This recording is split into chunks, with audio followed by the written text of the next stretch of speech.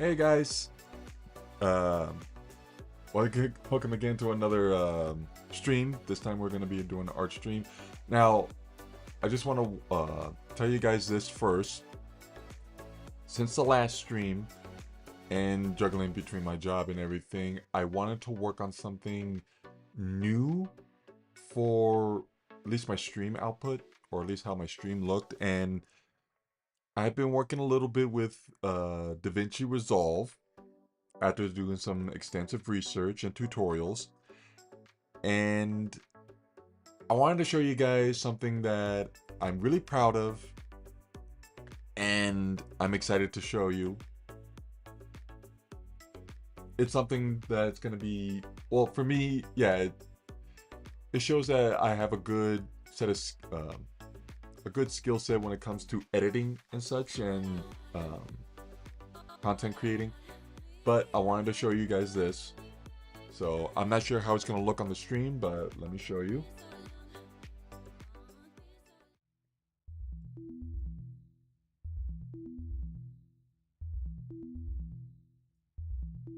I hope that looked good. Let me show you again. Let me go back to the now loading.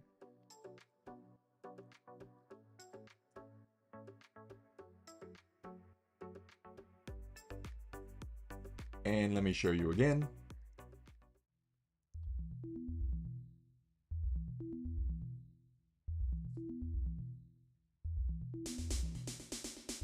I hope you guys like that.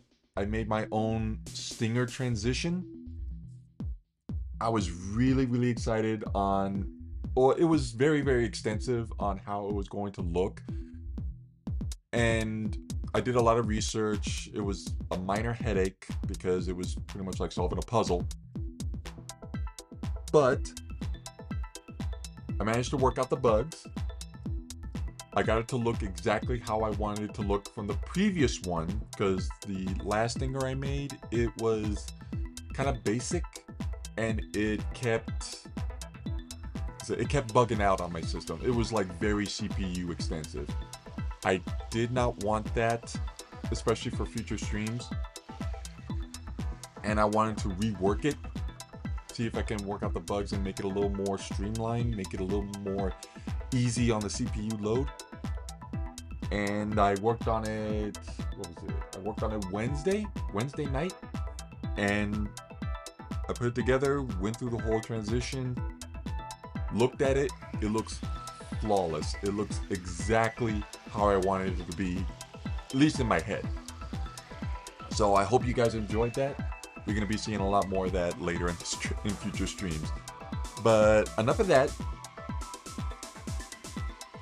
What we're going to do, as it says in the title, I am going to be working on a new PNG Tuber model. Oh snap, I forgot. I knew I was forgetting something. There we go. Okay, I knew that was weird. I knew something wasn't right, and I forgot. I forgot to put up at least my current model in the stream. So now everything's good. We're locked in. It's time to get to work. So yeah, like I said, we're going to be working on a new PNG Tuber model for myself. This is going to be based off my Artsona. And I wanted to... The reason why I want to do this is because I wanted to have something more emotive and more expressive in my streams. So we're just going to be working on a couple of designs. Woo! A little sore in the throat there. Yeah, I wanted to work on a couple of designs, get some things laid out. That way when I finish them and I start doing more and more of these streams, I want to have them more expressive, more emotive. That way I can show you guys, or at least you can see my somewhat live reactions. I mean, these are going to be key mapped into certain things on my keyboard, which reminds me, I got to order a separate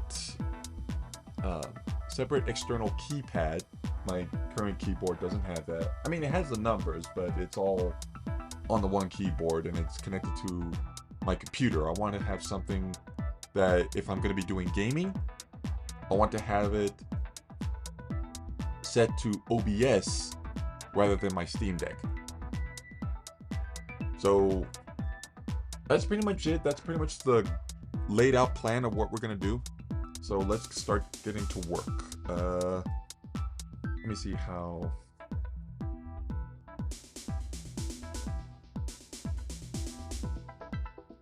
See how it looks. It's look like it's flowing well. Sorry, just doing all these digital... Doing all these squiggly lines to see how the delay or the sync is matching up. It looks like it's doing good. There's a little bit of a delay when I'm ending the squiggly lines, but all in all, with everything working or everything functioning, things looking pretty good. CPU load's not that bad. Okay, so let's see. We're gonna be doing this. Let's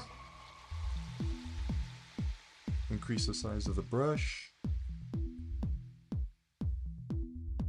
Ooh, okay then. That is odd. Oh, maybe I should decrease it a bit. A little bit heavy on the load. There we go.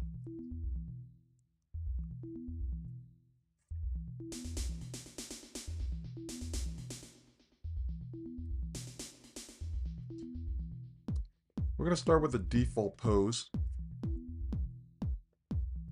That way when I'm streaming, it's going to be what I'm normally going to be talking with.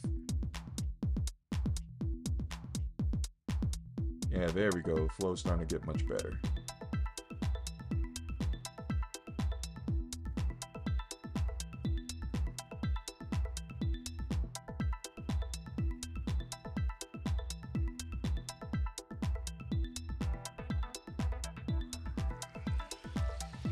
Alright, we're going to have this forward facing. I wonder, is music playing? Yeah, music's still playing. Yeah, I have to check on my OBS because I have my stream music audio, at least my audio meter, at the very bottom, while my mic audio bar is at the very top. So I'm gonna have to shuffle, well, not shuffle, just kind of scroll up and down to make sure both are working properly.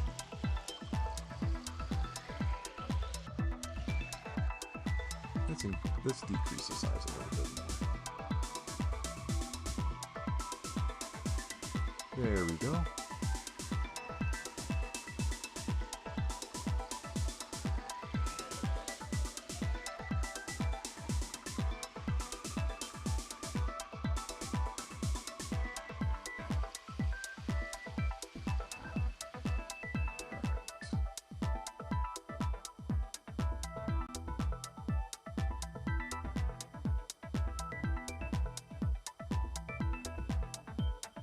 Ooh, that's a little more feminine. I'm a male. I don't need feminine. I mean, I could be afeminine, but that's not the case.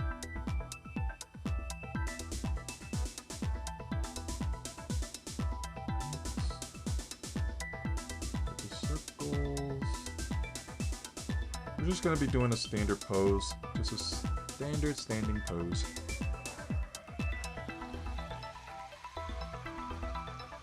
And then just kind of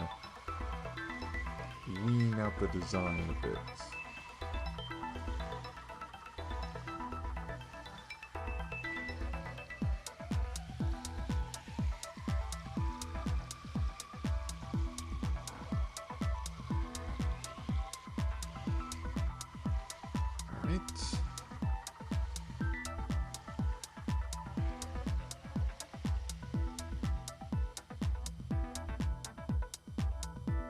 God, I'm loving this music. This music is like baller.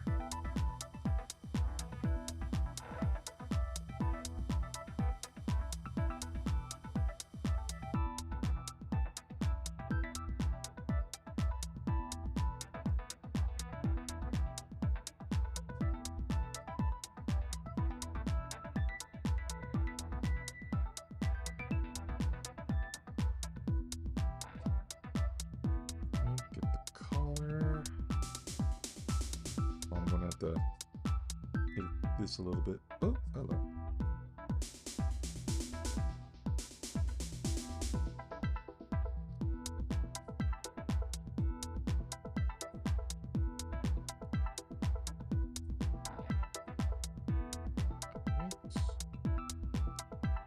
Outside of the vest.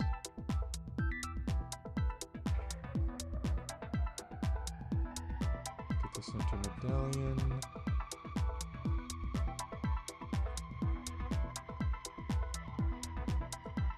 Get the furry tufts on the side.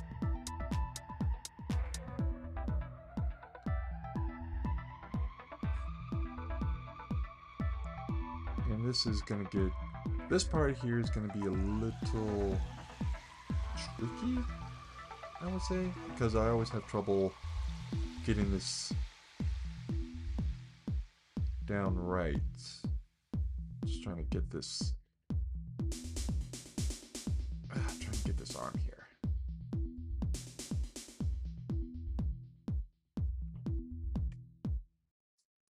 But as you can see, I'm putting more effort into doing more of these streams, so something I really want to do to get my exposure out there.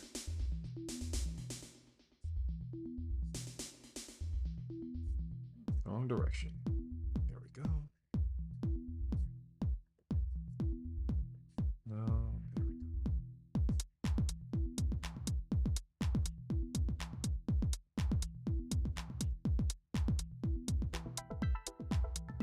Realize his head is little too much to the side. Let's change that.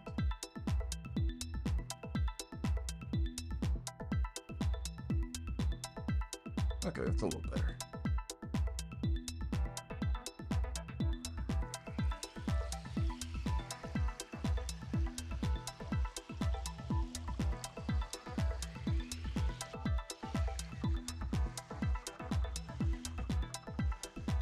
Get my hair.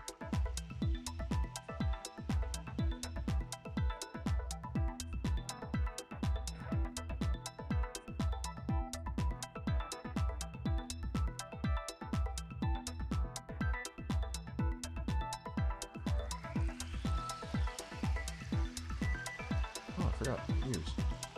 How did I forget the ears?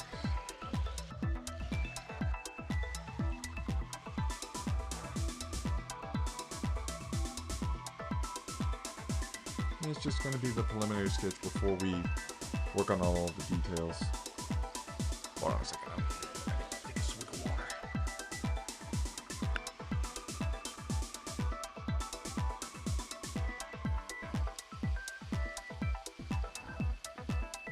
Ah, there we go.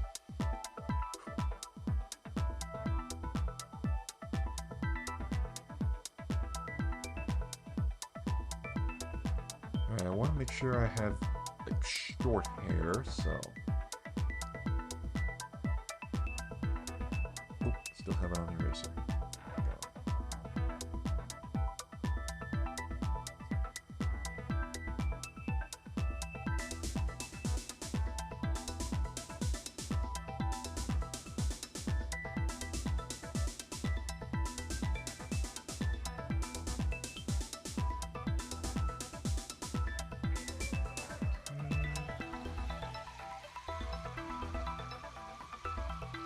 Eyes, just simple eyes.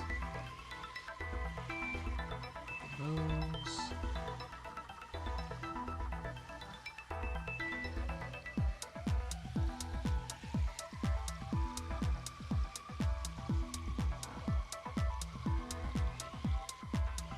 Eyebrows.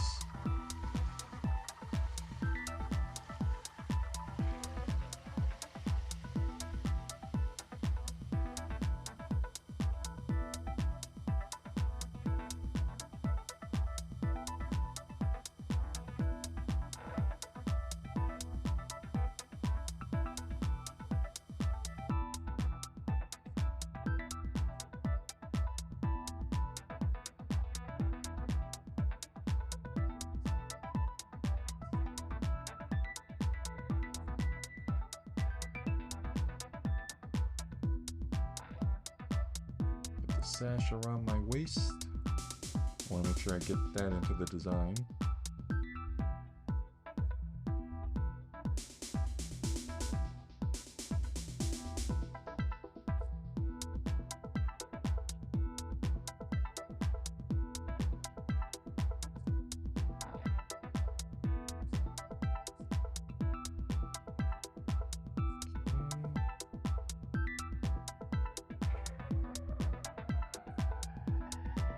Strands on the sides.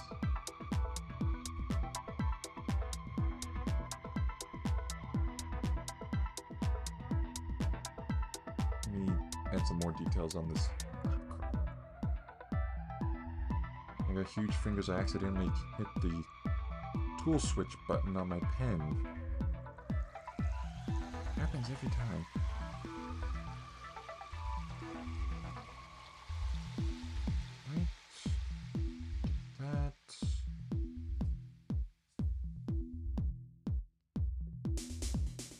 Okay, I would say that's a good base. Let me just adjust the eyes a bit. Or detail the eyes.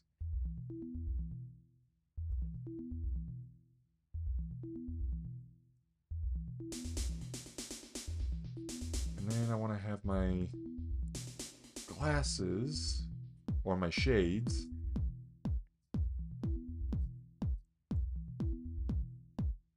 I want to get that in there.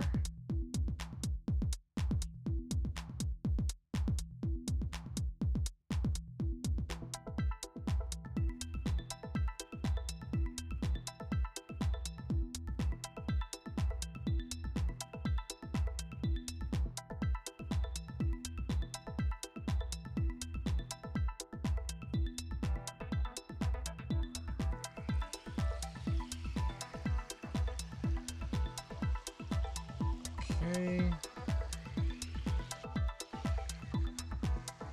I think that's looking pretty good.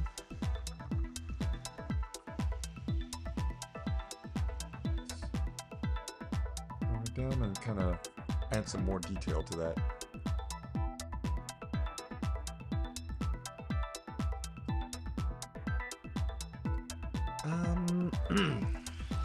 You know what? Let's add another blue filter to that pencil.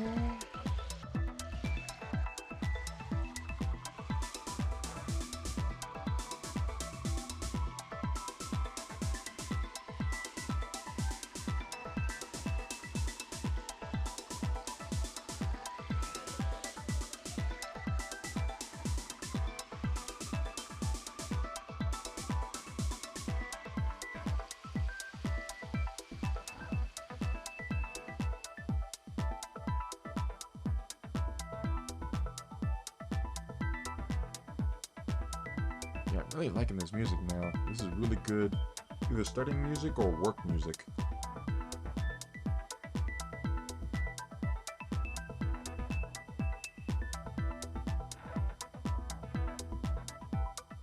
Oh, you know what?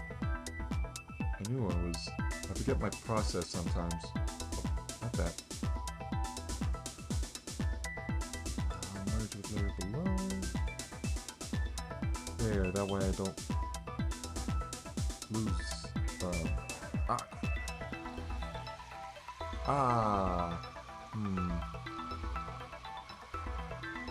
Okay, I got it. We'll just simply change the color of the brush.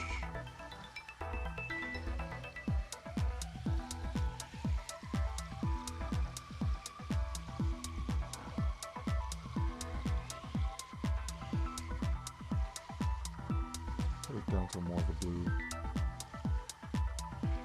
There. Yeah, the other one was more of a, I would say, cyan or teal color.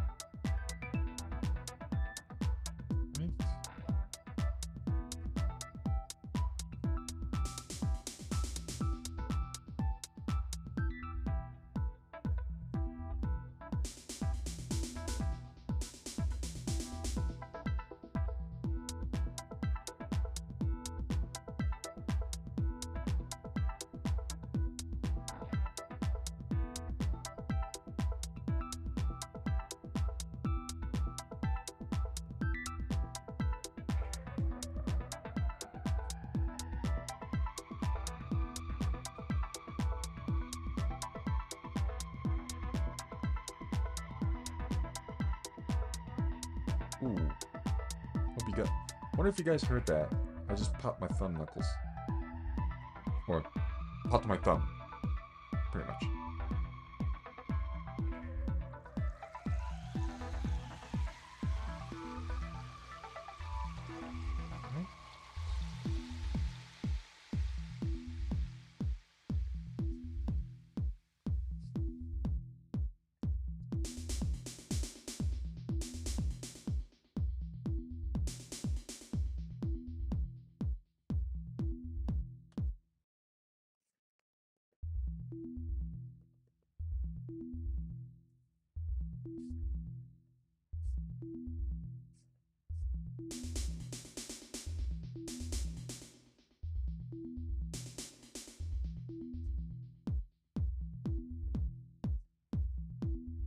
Alright.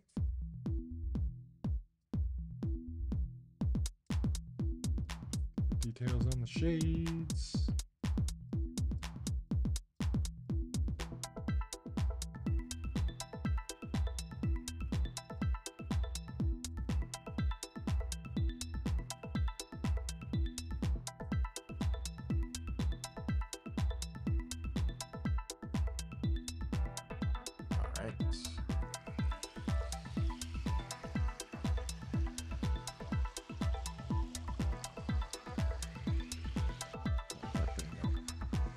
Down a bit.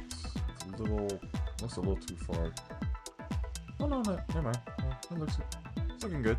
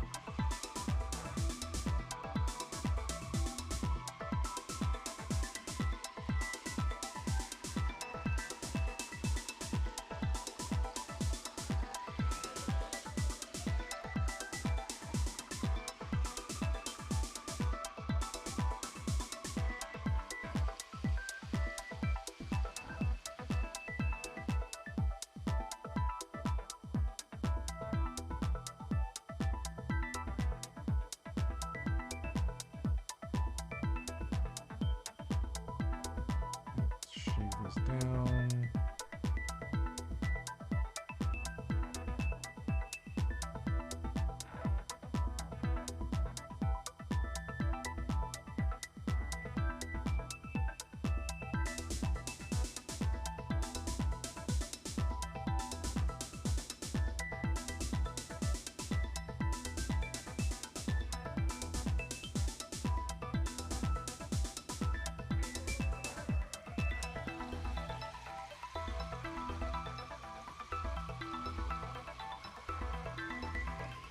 Oh, it's gonna be a strain on my back.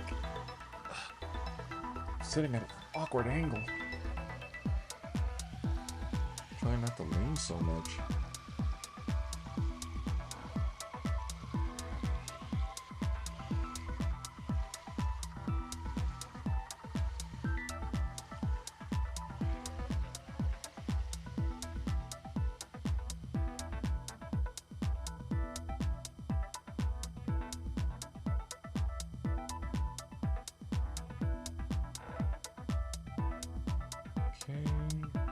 Oh, I forgot to do the other eye. That's where I forgot to learn, or forget to remember. When you're working on eyes, I have to remember to... I have to remember to do both eyes at the same time, not one at a time, otherwise it's gonna look weird. Yeah, I'm starting to see the point.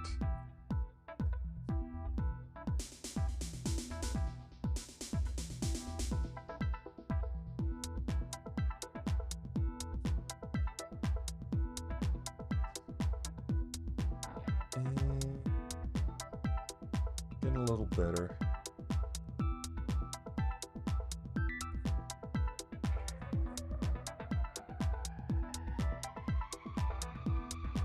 Just gotta shake these down a bit.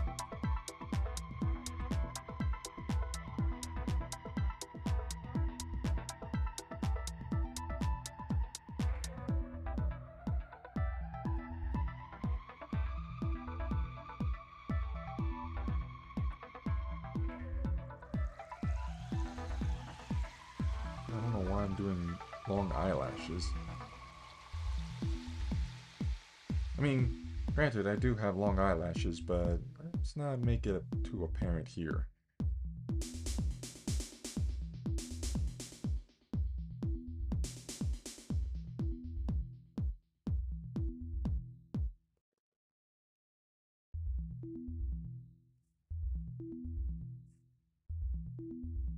Okay, that looks good.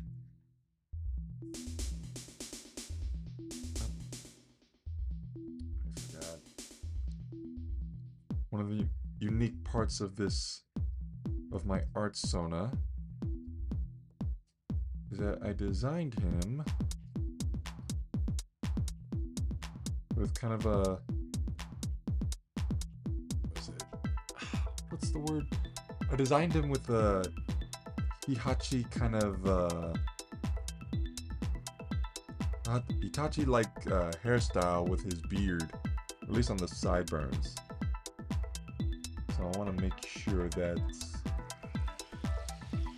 put in, or not put into the design, make sure it shows here.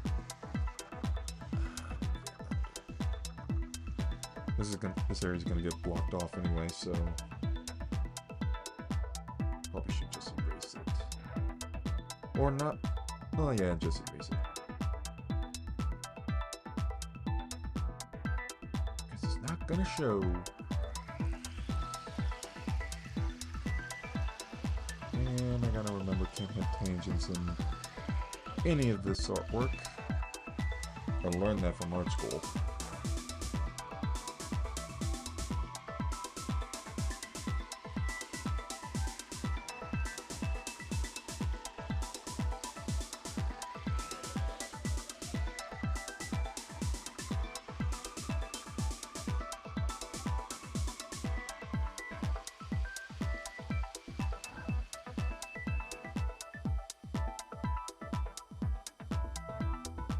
Well,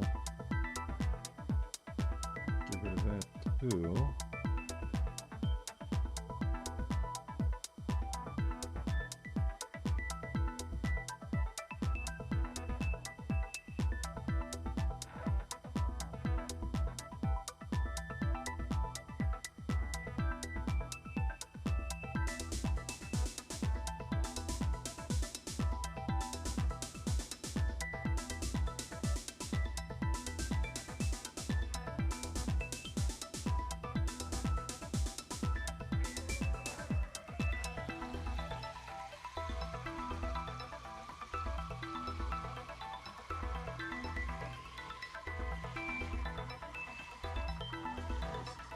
Reload's a little too far up. Let's change that.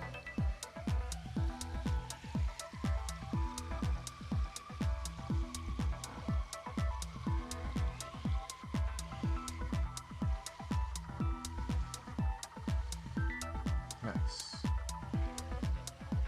Send this one. Okay.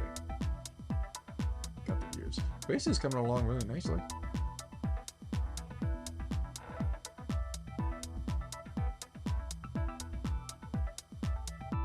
Make sure I have the thick eyebrows. Gotta have the thick eyebrows.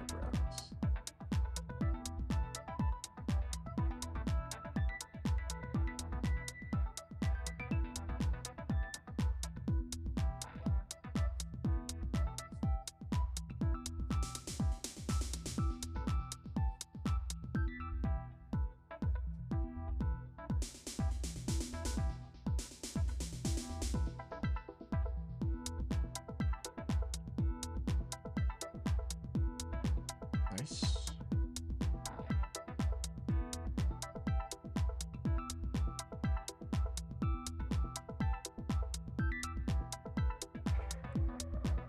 Ugh, friggin' flies. Getting flies everywhere now.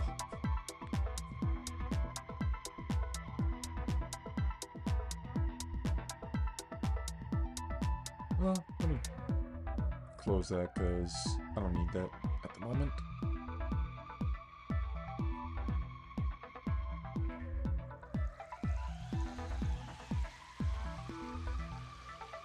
Okay, now for the hair.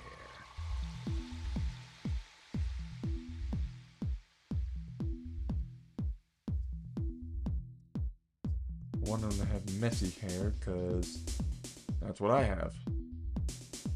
I have like a constant bedhead kind of situation.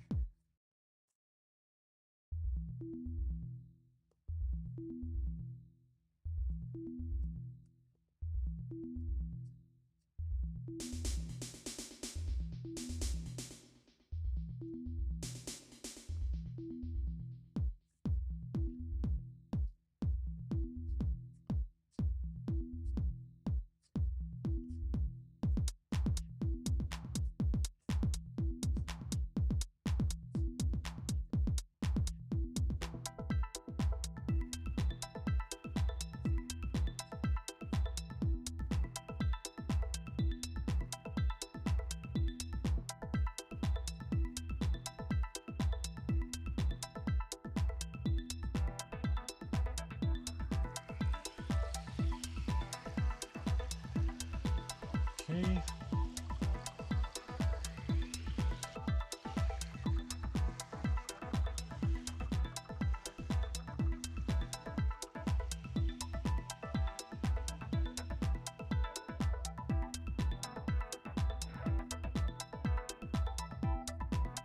Sorry, I had to close some applications a little bit. Did kind of notice they were running a little bit up on the CPU, but we're good.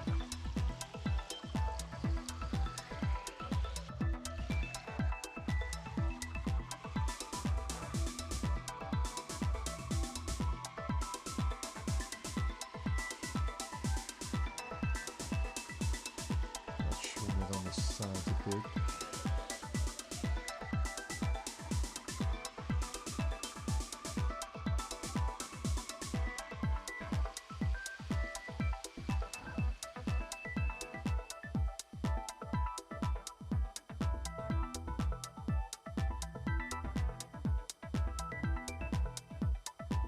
Okay.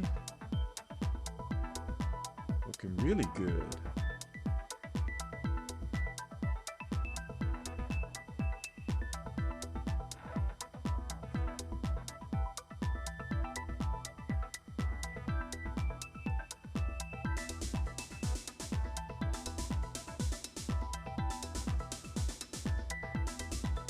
Alright, let me just plot out where the beard is going to be.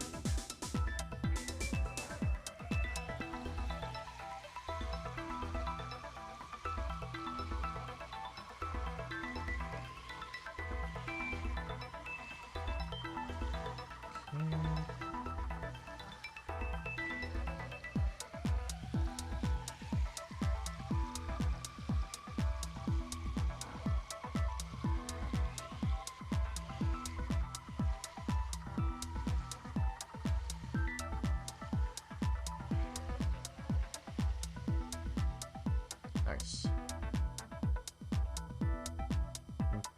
Oh, hold on a second. Woo!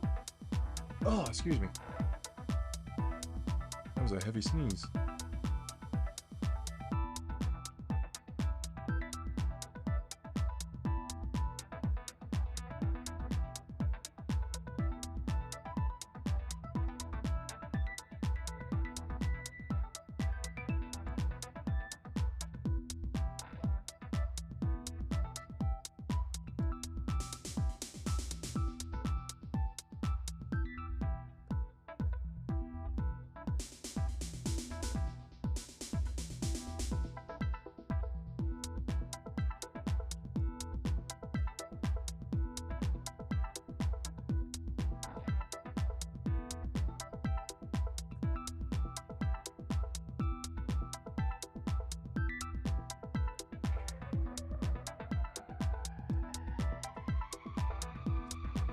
My nose is running.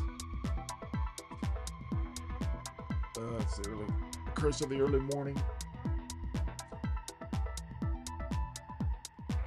Once again, I had to wake up at 6 just to get everything cleaned up and prepped for today's stream.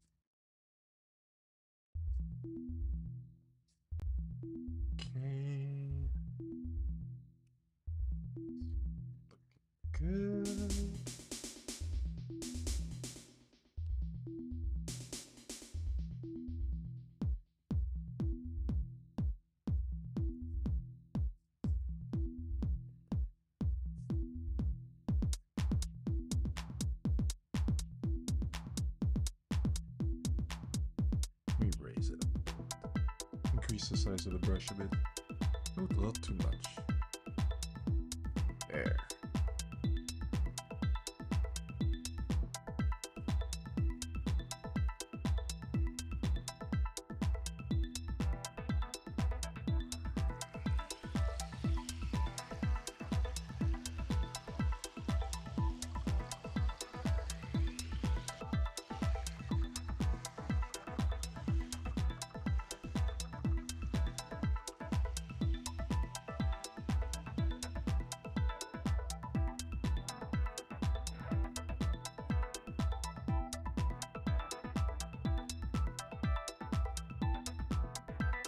There we go.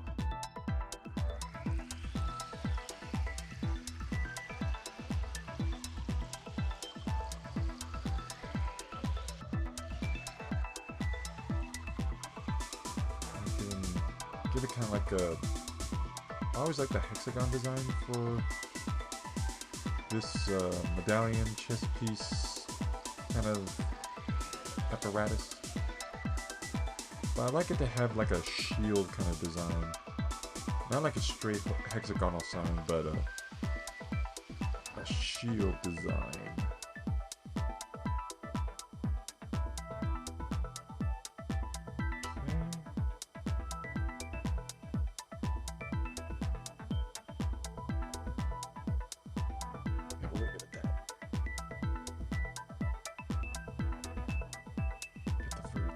On the side. And let's decrease the size of the brush again.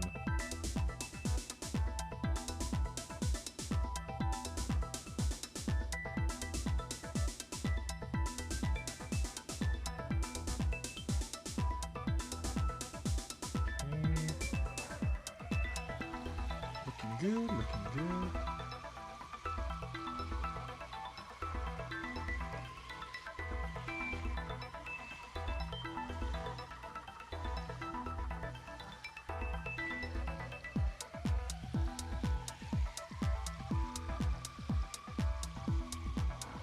Yeah, there we go. Bring this down the middle because this is where the scene is going to be. Basically where there's... Ooh, you know what? Let me add that. See if I can add a little zipper tie to it.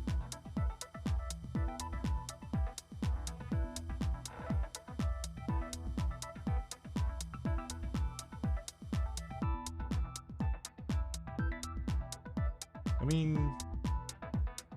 what was it?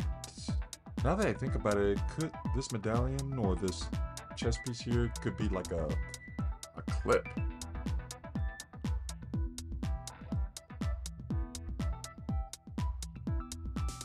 Yeah, I can have it like that.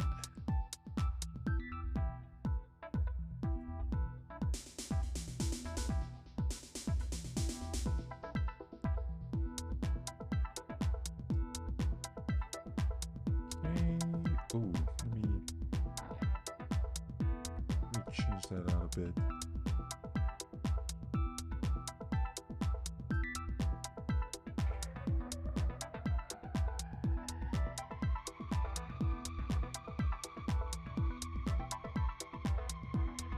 Okay, nice.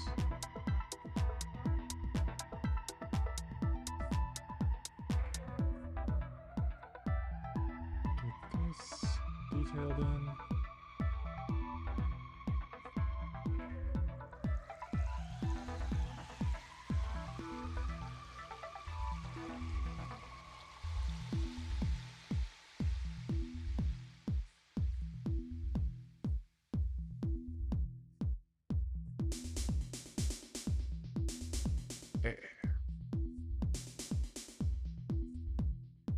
Add some more folds to that. I was about to say wrinkles, but I'm like, no, that's folds. It's folds. I am sleep deprived. I mean, I was working, was it last night after I came home from work? I was just so exhausted. It was a rough day. my whole body was feeling sore. So now as soon as the shift was over, I got like, I got a good 6 hours. Yeah, I got a good 6 hours of my job, of my shift. So that's pretty good on the paycheck. And by the time I drove home, I was already feeling exhausted. So it was kind of a, it was kind of a tiresome drive home. And then as soon as I got to my house and I was finally able to settle down and I was able to get out of my uniform, I was like, oh, I'm so tired. Am I even, like, do I even want to do a stream right now? But nah. I told myself in the back of my mind, like, nope, I gotta get this, I want to get this started. I want to start streaming more, so I made that my personal mission. But still, that didn't make the thought any, or yeah, that didn't make the thought of my fatigue any better. So yeah, I got up, or I rested for a bit, watched some YouTube, looked at some other streamers on Twitch, and then by the time it hit like around 11:30 to midnight, I was like, oh man, I gotta rest up, I gotta take a nice soak in the bath, that way I can be well rested, get to bed, and then wake up early for the stream. That didn't go accordingly. That didn't all go according to plan. As I stayed up till like, I think I stayed up till like 1:30, and I didn't take a bath until like 1:45. Took like a 30-minute soak, and then after that I went to bed. Even then, like, so pretty much I went to bed at around 2:15, 2:30. I'm like, oh, I'm only gonna get 4 hours of sleep. Because I wanted to wake up at 6 a.m. to get everything ready and clean stuff around the house.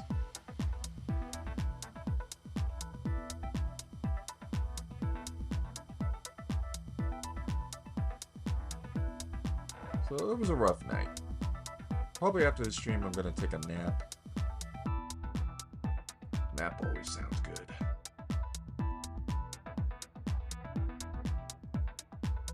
Okay, let's change a few things.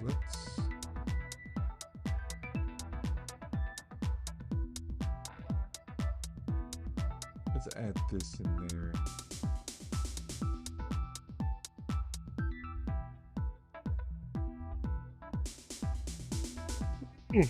Oh, so sorry. Still tired.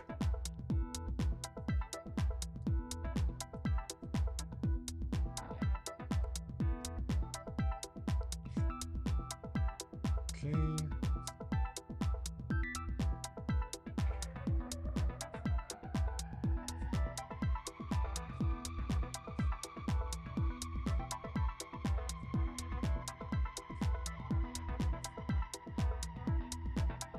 That's looking good. Get these strands here on the side.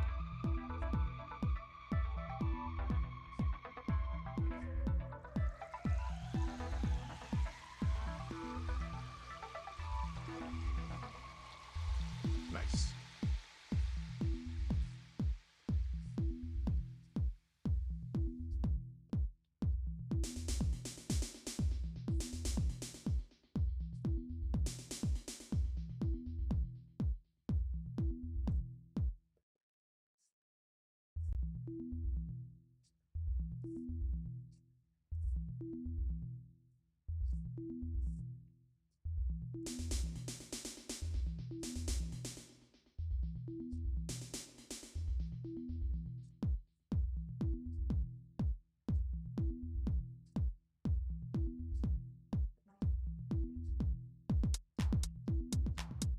Okay.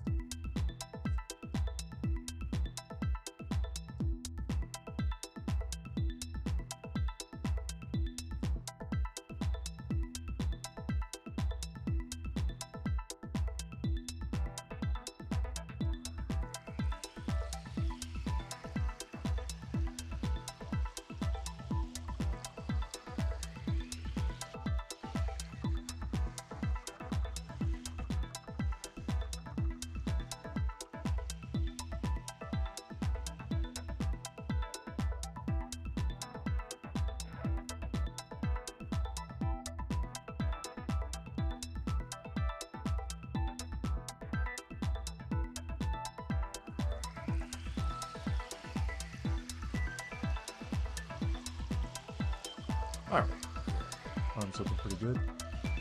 Let's add some more details to the arm.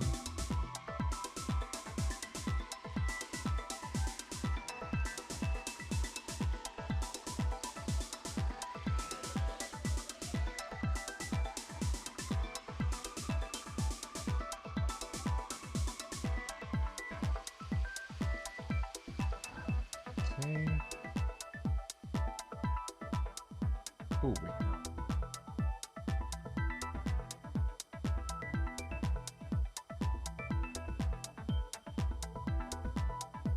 There we go. Wanted to edit that a little bit. Because right here, in my later versions of the design, I wanted to have a little green gem, and that's based off my,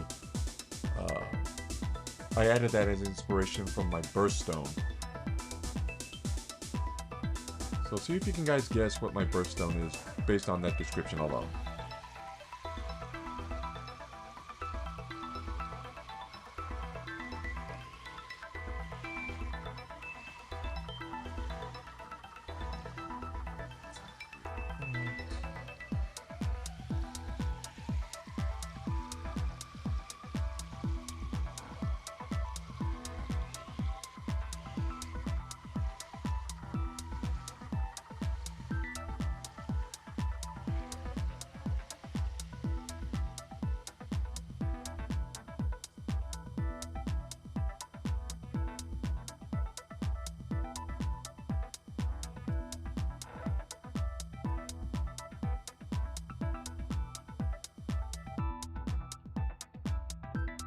All right.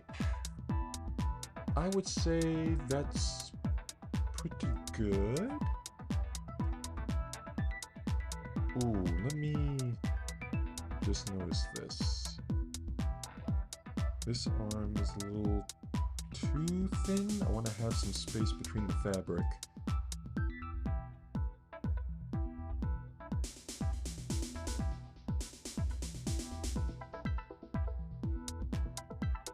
Yeah, that's a little better.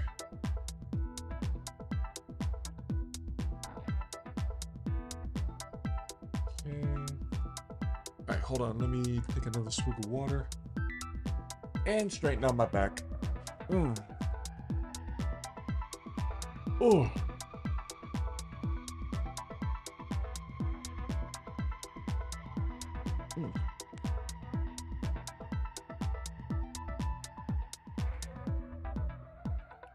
There we go.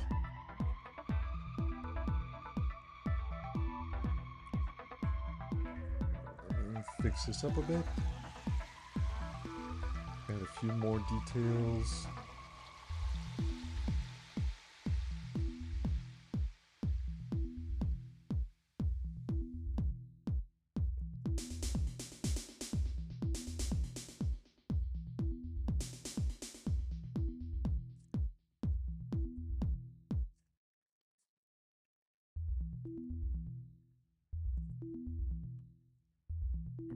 Okay. Looking good, looking very good.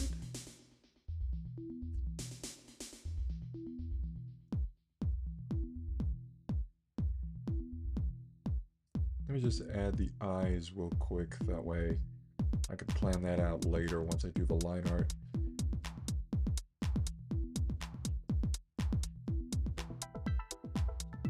Is that right?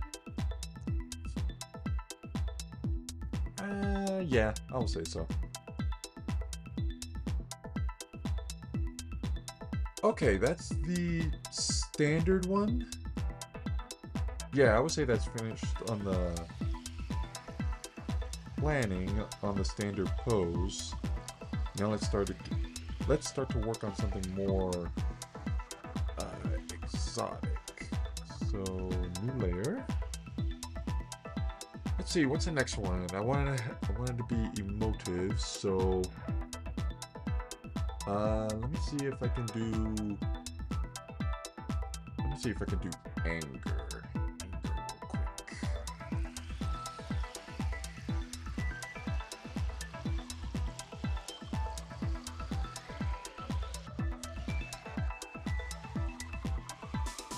No, let's still go straight. Let's go, still frontal view.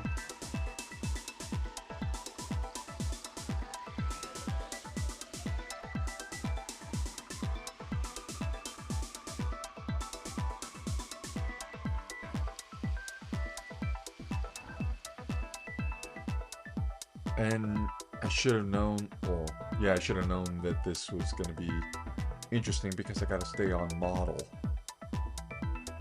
I haven't stayed on model in years.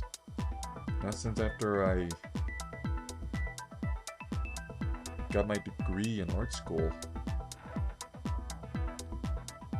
But let's see where this takes us. I'm excited.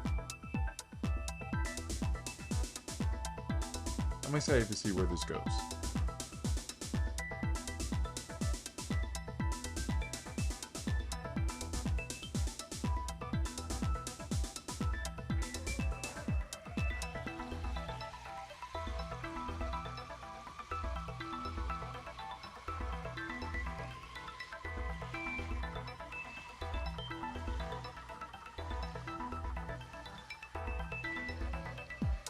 Let's go for a kind of an angry, frustrated pose.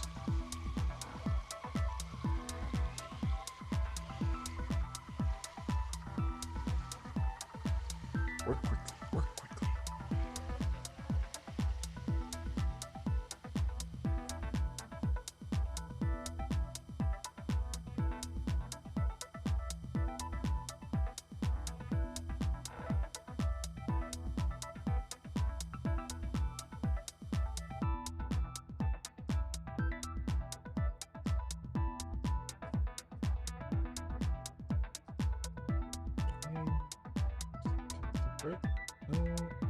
Nah, not really. Not just yet.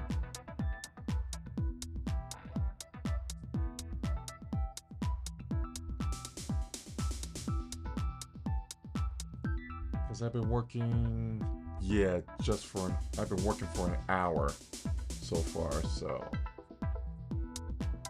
I want to at least get this sketched out real quick before I do any type of break.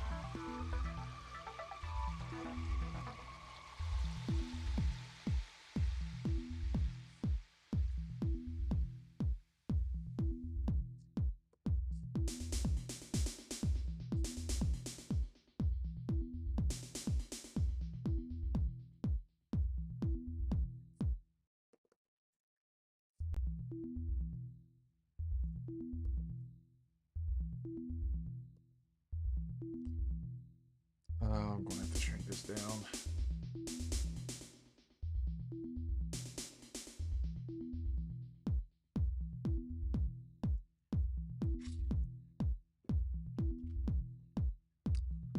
Ooh, you know what?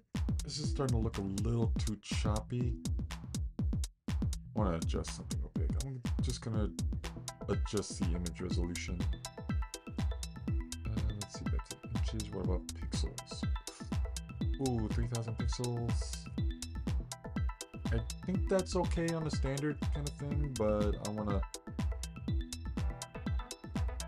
Let's bring it down to 2400. There, should run a little smoother.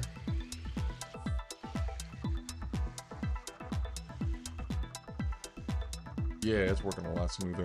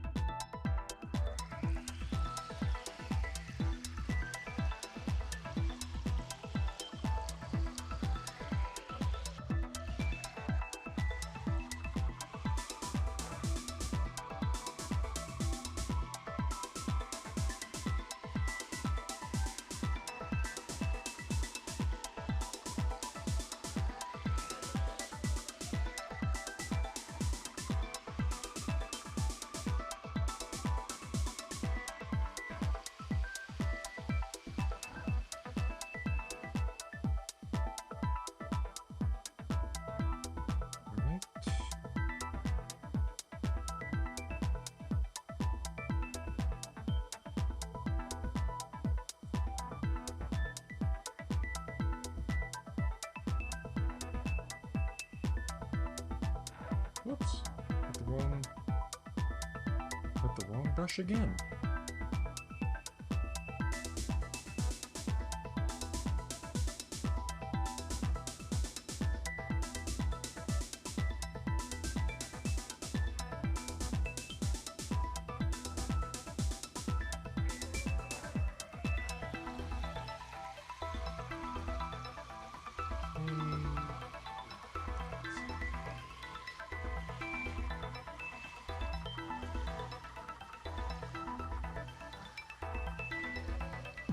Ooh.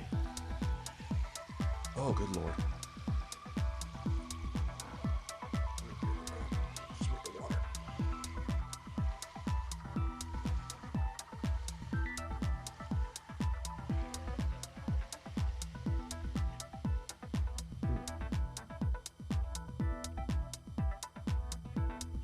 There we go. Who are you? I don't know you.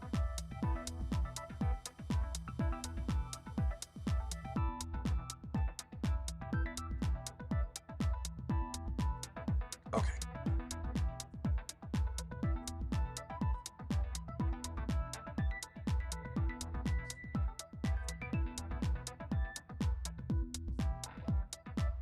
You give him kind of a angry pose, or I'm not sure if it would be considered angry. I would say more frustrated, or kind of a what the heck? Try to give him that type of emotion.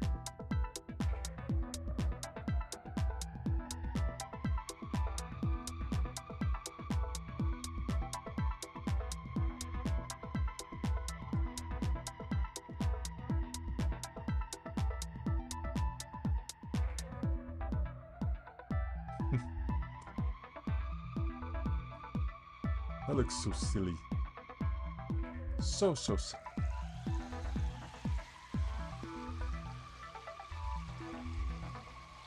Alright, same hairstyle.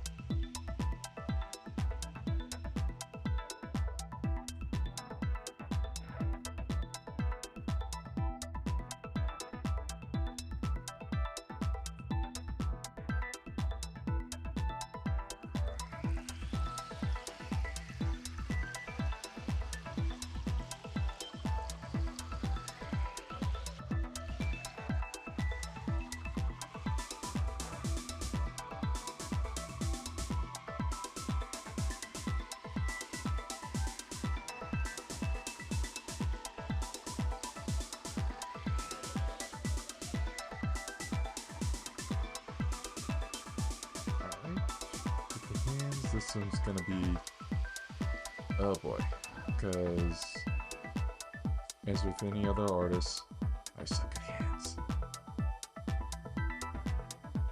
But at least I want to get the expression down.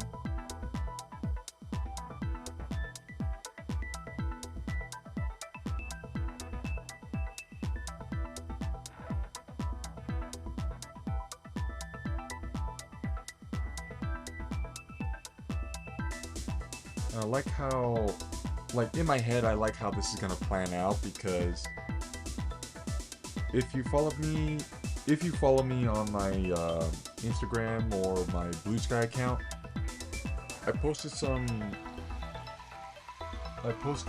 a, well, no, you can just check it here on my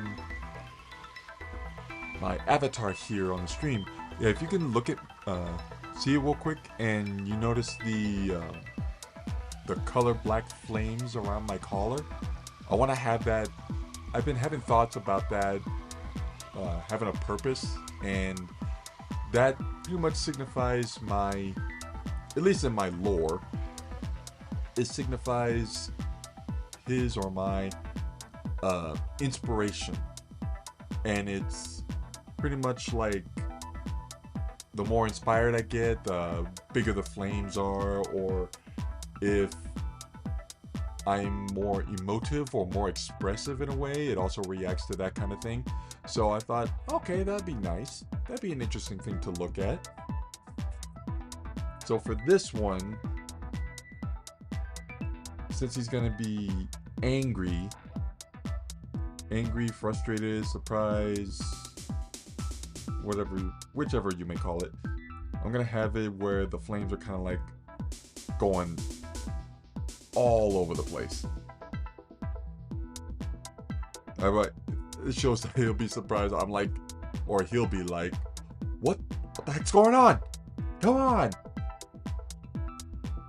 So I think that'd be a fun little gimmick to add to that. Let's add the shades real quick.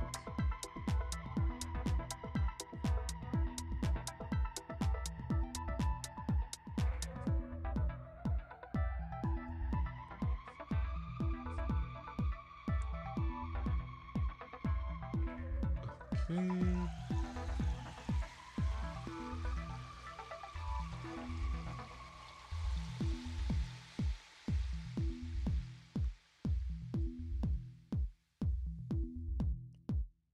And this gauntlet here, or my arm, is going to be an interesting gimmick too.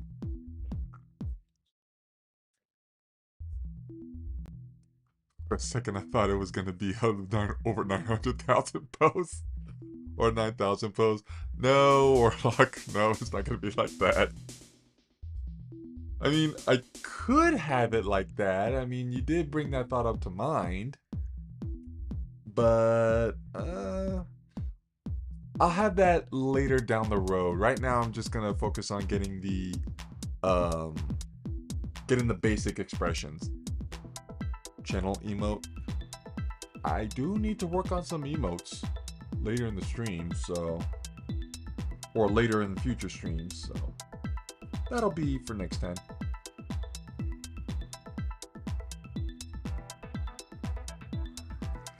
Also, what's going on, Arch Warlock? Nice for you to drop by in the stream.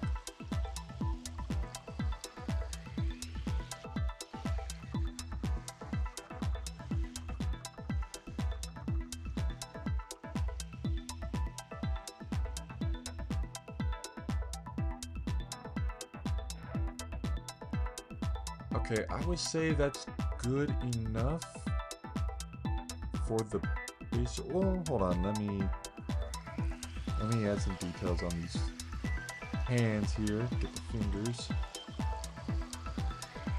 This is gonna be a rough look on the hands. I need to practice more on hands. The hands are so tough. Why are hands so tough? I missed the beginning due to scheduling, but wouldn't mind watching some work getting done since I'm curious. No problem. If you have prior arrangements, that's no biggie. You have your reasons.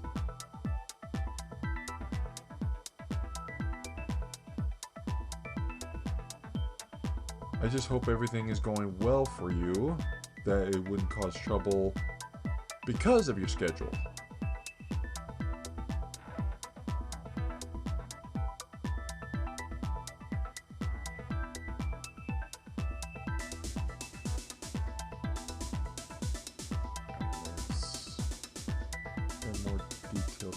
thumb here.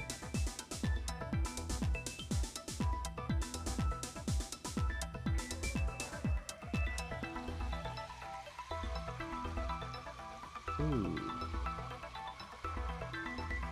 Yeah, I kind of forgot how reality works. Gotta get the perspective down.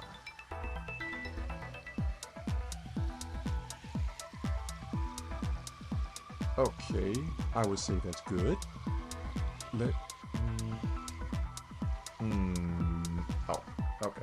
I see. Add a new layer.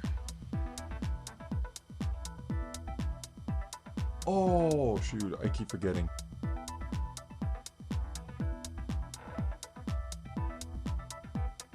Let me erase this. Whoops. I'm gonna have to go big. Nah, I just needed some food in order to live first. Yep, that's true. You gotta have food. Food is vital. I'm enjoying the hexagon background. Great minds think alike and all that. Yeah, I always love the hexagon design. I mentioned that earlier in the stream. I always love the... buffering a bit. There. Yeah, I always love the hexagon design because that's one of my favorite shapes, so I thought I would apply that to everything in my motif. Okay, I would say that's good.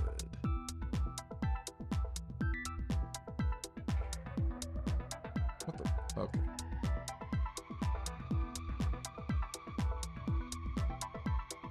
Yeah, I want to try something real quick. I want to show you something real quick since you missed the beginning part. Like I said earlier in the stream, for those who are been here since the beginning, I worked on DaVinci Resolve on the side a bit after work prior to this stream, and I wanted to work on some new stinger transition options, and hopefully, because the last time I looked at the stream when I did it, it was a little choppy, but that's because it was towards the beginning when everything was starting to warm up. But now that we're an hour in, things should be pretty stable at this point. But I wanted to show you what Resolve was at the video maker. Yes indeed. DaVinci Resolve 19 is the version that I have. I think they updated to 20. I'll have to look at the update log and see if there is any updates that I have to put in or install. But yeah, I wanted to work on some new stinger transitions because my previous one was it was choppy. It was a big file, so every time I would do a transition, it would be, like I said, choppy.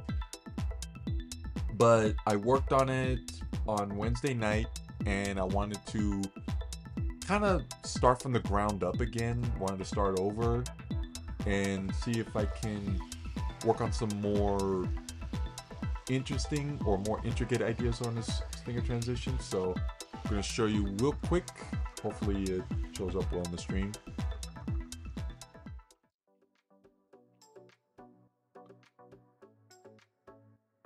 I need to work on a... Ooh. Okay, it's a little... Yeah, it's a little choppy. But I kind of blame that on my hardware. My hardware is a little... my hardware is a little dated. So, like I said, I wanted to... Yeah, it's a little choppy. But yeah, like I said, I blame that on my hardware. I'm running on a 2020 Mac Pro laptop, so hardware is kind of a little dicey. But yeah, I do plan on investing in getting a Mac Mini. That way it doesn't end up as poorly. But yeah, that's my new stringer thing. Yeah, it lagged a bit, but before I got the internet slowed down on my end, which made it funnier. Yeah. Alright, let me show you again, real quick. Hopefully it goes well. I mean, for some reason it's showing well on my YouTube view, but on Twitch, it's choppy. So I don't know what the deal is there. Uh-oh. Oh no, stream lagged a bit. I got some bad bandwidth. Let me check something real quick.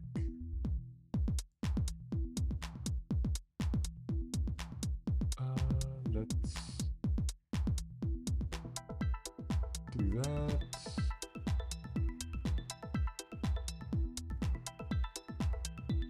Let's adjust some settings real quick. Yes. Okay. So I kind of worked on some. I edited or modified the stream settings for Twitch. So hopefully it looks a bit better. Hold on, I'm gonna do another test.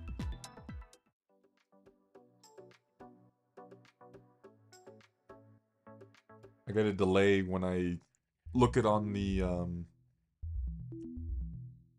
I get a delay when I'm looking at both streams right now, so it's still a little laggy. Yeah, I'll just invest in getting a Mac Mini, that way my hardware is more up to date.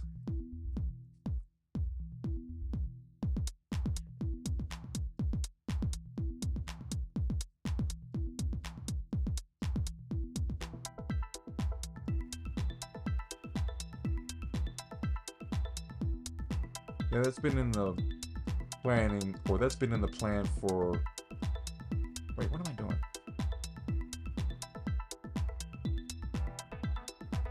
Forgot. More expressive. More expressive.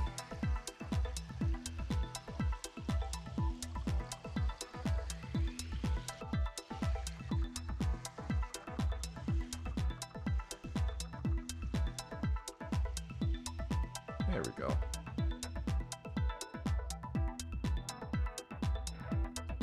Yeah, I had this laptop since... Ooh, what is it? I had this laptop since 2020, or after COVID, pretty much. And it was working well before, but it's been 5 years since then, so I need to update more gear, or I need to update the laptop, or at least get a better piece of technology, that way I don't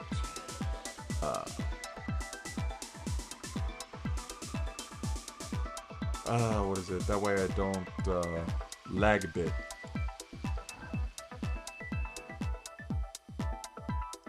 I wanted to make a small video edit recently, and I found out that the software I've been using to convert doesn't have basic resize. Like, bruh. Yeah, that's what's sad. Like, everything's moving too fast, and not much. All the old tech is starting to fall behind a lot, which sucks because, given our current financial situation, we can't afford new technology on the spot right there. So we had to make sacrifices on what we need to keep or what we need to use.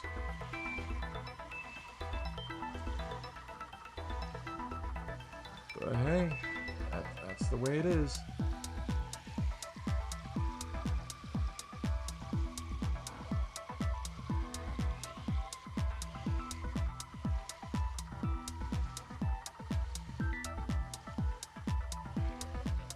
At the same time, I'm scared to go into bigger and newer software. I feel like there's a learning curve still, where you're better off learning from an earlier version, but some of those don't work on current hardware. Yeah, exactly. There's always going to be a learning curve when it comes to new tech, and we have to try and, like, there's our comfort zone when it comes to using our current tech. Let's do a recent. No, not that one. Let's do a mesh transform. And what was I saying? Yeah, there's always going to be a learning curve, but we always seek our comfort zone when it comes to the technology that we're already using.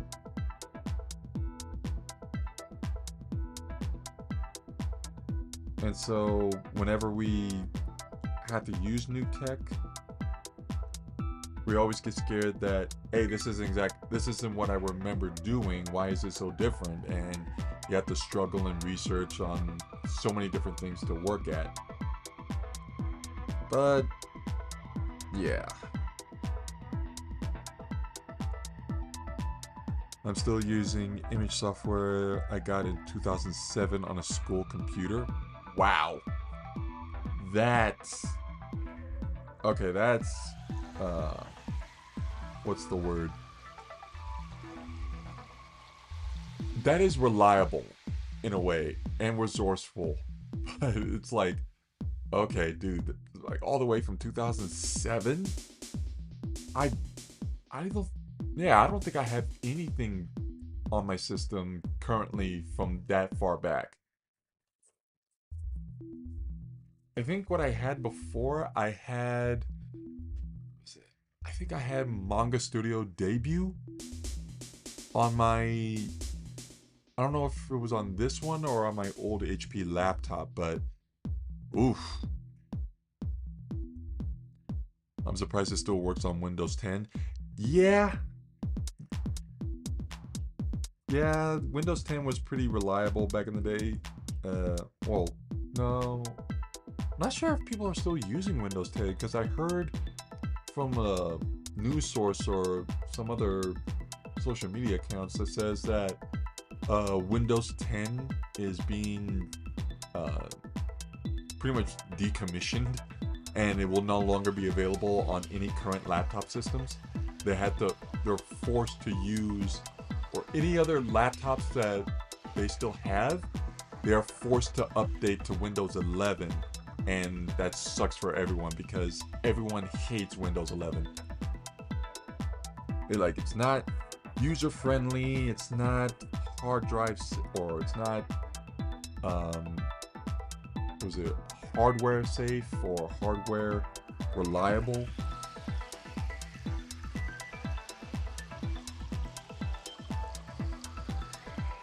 Yeah, on my old laptop I still had Windows Vista, and I loved Windows Vista. That was that was a great operating system. It was so reliable, it lasted for a long time, but unfortunately it got too dated, and we had to resort to moving on to Windows 10. Okay, I've been working a lot on that one eye. Let's work on the other eye.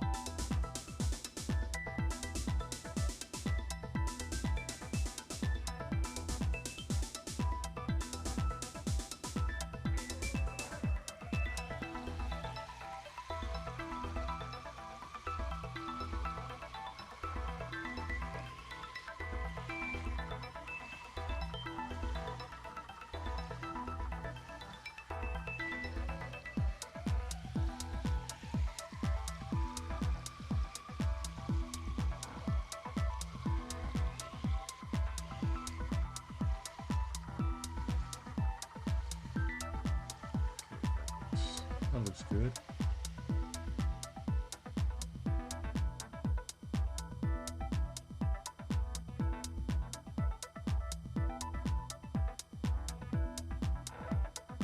Let's see, I only upgraded to 10 when I moved out of my Windows 7 laptop in 2020 or 2021.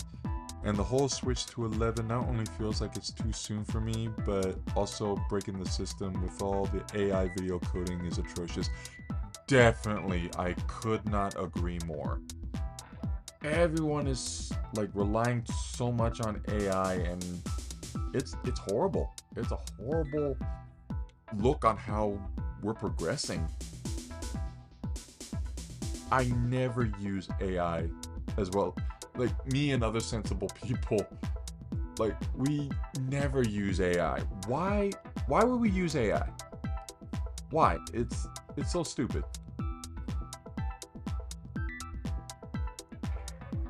Like, everyone's focusing more on, what's it, convenience, and pushing all the, whoa, I just realized, sorry, I got too passionate about that talk. I just didn't notice I made that eyebrow a little too big. There we go. Yeah, pretty much, like, in all intents and purposes, everyone is being lazy. Anyone who uses AI is being lazy. They want to work on more, they want to have a more convenient way to get their stuff done. They want to have the easy workaround, and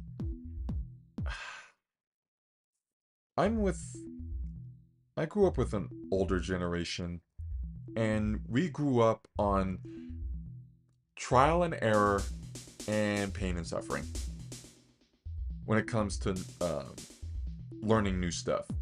What better way to actually learn a skill set or learn a technique than by trial and error? I mean, like I said, the stinger that I worked on Wednesday night, the one I showed you guys, I worked that one out through trial and error.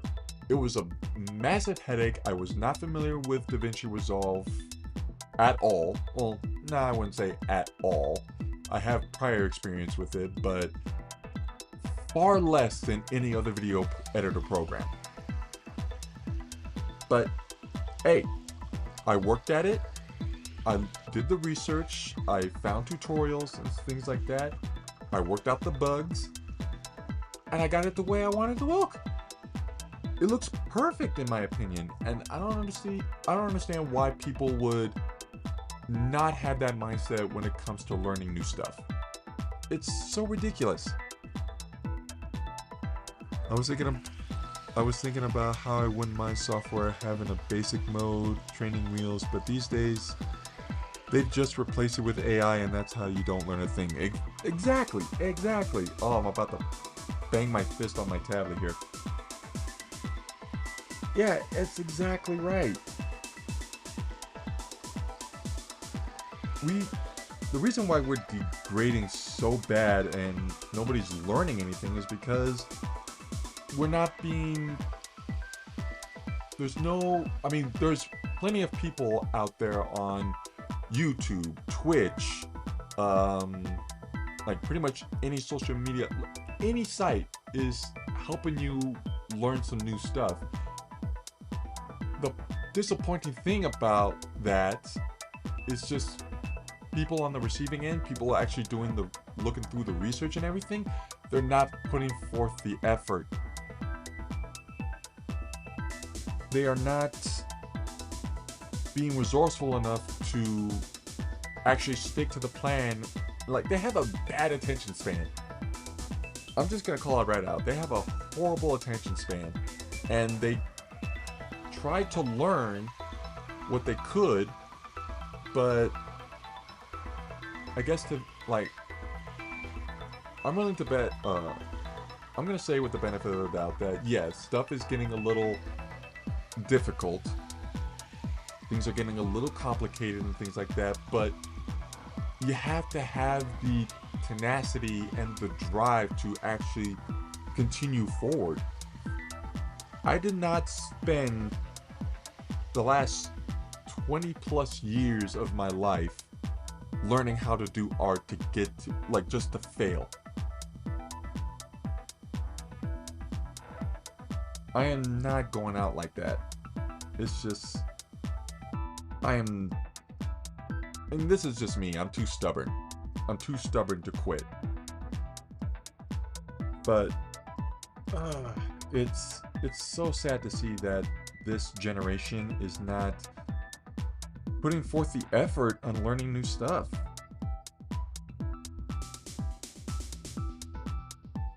And so they have to resort to AI to do the work for them.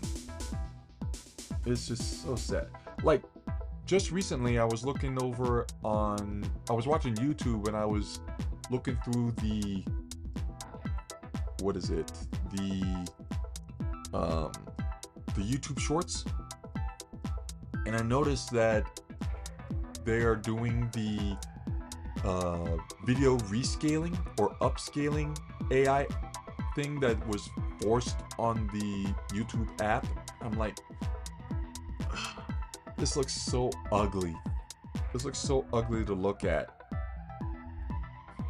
And I'm willing to say that not many people know about it. They just upload their content onto YouTube and they just go off to other things because of their schedules and things like that. But yeah, the fact that YouTube is forcing that feature on the apps when nobody wanted it, it's so sad. So sad. Okay, I gotta be careful, or I gotta stop getting so passionate into this topic because I'm spitting all over this tablet. 1 second.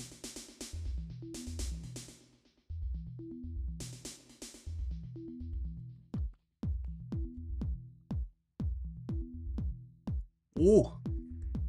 Oh, that was cold all the way down. But yeah, you get what I'm saying.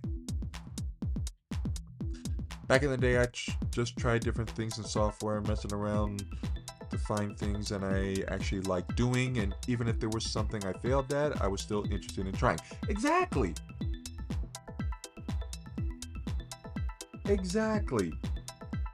Like, I was watching, what was it? I was looking over on YouTube and I was looking at things where I can make OBS run smoother on my current system. And there's this guy, I forgot his name, but I was watching a YouTube account or a YouTube video where I can work easier with DaVinci Resolve, like get around the basics, and it was so simple to look at. And the guy in the video said that, hey, this may not be your particular method of doing it, this is how I would do my like, it was a video about stinger transitions, and there's a simple way of doing that, and he gave a really good simple definition, or a simple laid out plan on how he works with it and how easy it is to work around it given the basics. But basically he said, just if this is not your particular thing, just work it out a little bit, tinker with things a bit, play around with it to see what you like. And that's basically what it is, just play around with what you like. If it isn't working out for you, try something else. Still keep with the same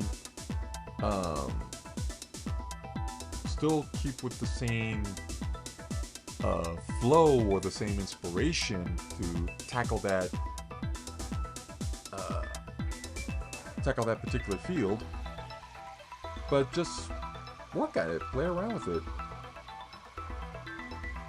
I know this seems a little I think what I'm gonna say is a little dated, but I'm just gonna say this: you have to treat yourself like a child every once in a while when you're learning new things, because you can't learn things as an adult, because you're gonna be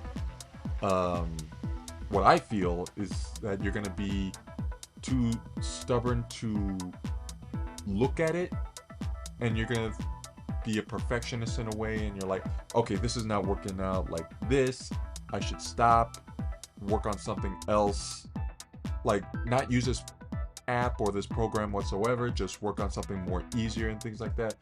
But no, you haven't, you're giving up before you actually give it a try.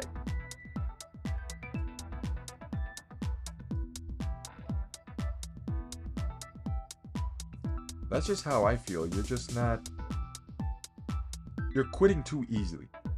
You're quitting too early. And you're not really taking the program to its ultimate limit.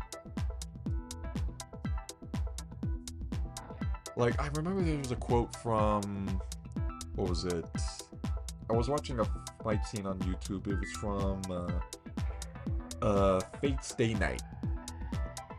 And I'm not sure if you guys watched it, but there was a scene where the main character was going after the final boss, and it was that typical trope where this big bad evil guy, the BBEG, was smug and saying, "Oh, I've acquired all of these things, and I'm the best around. No one can touch me." And the main character's like, "Oh, so you just have all those things, but did you actually get used to working with them? Did you actually learn to take that particular thing to its ultimate limit? Did you learn to work with the pen to its absolute limit? Did you work to take the tablet up to its ultimate potential?" Like, that's pretty much everything that applies to a learning curve. If you're not putting forth the effort to learning and what is it? Oh man, I'm so tired. I'm getting lost in train of thought. Yeah, basically, if you're not dedicating yourself to using the app as much as you can, then you're not really trying. That's how I felt with Clip Studio Paint. Before, on my previous laptop, I was working with Paint Tool Side, and I loved that app. I loved that program. So easy to use. It was so user friendly and so simple. It was so easy on the hard drive. But when I moved over to my Mac, I realized that Paint Tool Side wasn't available there. So I was like, oh crap, I don't know what to do. I spend so much money on this MacBook that I can't just shelve it and have it gather dust. No, I cannot have that. I spent a lot of money on it. I'm gonna use it. So I started learning or looking for other alternatives to work on drawing. And so hence why I worked with Clip Studio Paint. When I first started using it, it was so intimidating. I was like, okay, this is very complex. This is a lot of features, a lot of tools, a lot of processes, a lot of layers, things like that. And I will be honest, I was very, very intimidated, and I contemplated not using it and going back to Paint Tool Side. But I knew I wasn't going to get anywhere in life if I just stick to one app. And I had the foresight to think, okay, I had the foresight and reasoning to tell myself, hey, this technology is not going to last forever. You can only use it for this time before something better comes around. And I took that to heart and thought, okay, I'm gonna stop. I'm gonna work on this, or I'm gonna work on Clip Studio Paint more, see how far I can get it. And look where I'm at. Flawlessly working at it. You see my process right now. I am just moving over so quickly. I'm using it so fast. And that's because I dedicated myself to learning it. I didn't just back off, or I didn't just shelve it to the side where it would gather dust. No, I kept working on it because I knew a lot of people worked on this, and I want to work on it because it's what I love to do. Love Fate. Yep. I mean, I'm gonna paint a target on my back, but I haven't fully seen all of the Fate series. I've seen a little bit of Fate Stay Night. I was about to say Fate Grand Order, but I haven't seen that one either. But I've seen a little bit of Fate Stay Night, and I liked it for a bit, but my attention span and my ADHD is kind of like, ooh, okay, I'm getting bored. But I know it's a very, very popular series. I know it is.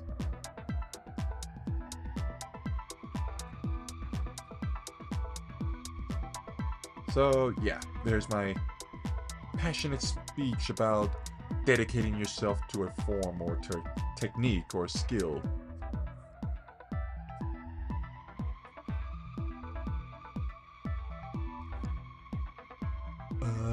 I feel like as an adult, one has experienced enough failure already to have some stupid computer make you feel even more.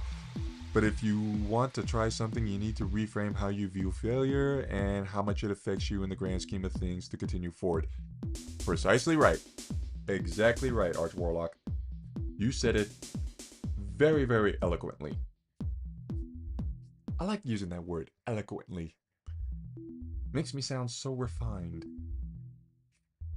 But yeah, exactly what I get exactly what you're saying. There's a lot of people are getting too, I'm afraid to say this, but I feel like there's no way to word it any other way.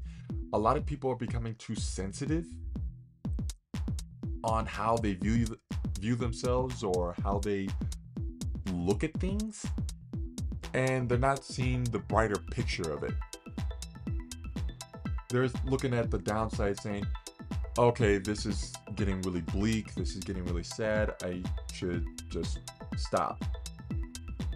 Or just tuck it away for the time being until I feel like I'm happy enough to tackle it.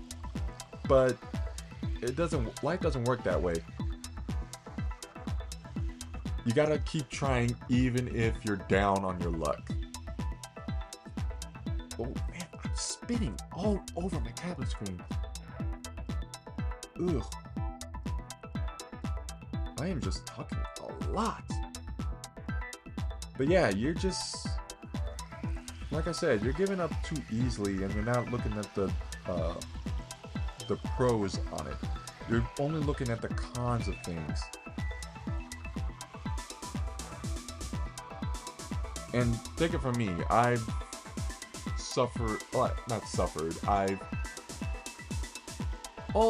I'll say it. I suffered enough where I was like, okay, this is really bad for me. I don't think I should do this anymore. Maybe I should just quit, but no. Like I said earlier, I'm too stubborn. I want to continue forward, and I want to work more on my craft because it's what I love to do. And I'm reasoning with myself and saying, yeah, this is tough. It's a big learning curve. It's a big program. It's a lot to learn. But if I do learn this, if I do get better at it, I will be really good at using this. And I can make either better videos or do some better streams or create artwork or create better artworks. It's all about trying. It's all about keep moving forward. And that reminds me, there was a quote from, I think when I watched, I don't know if you guys know this one. It was it was a really good movie. It was Meet the Robinsons from Disney. And there's a quote in there from Walt Disney himself saying, I can't remember the exact quote, but it was basically saying keep moving forward because the world's not going to wait for you.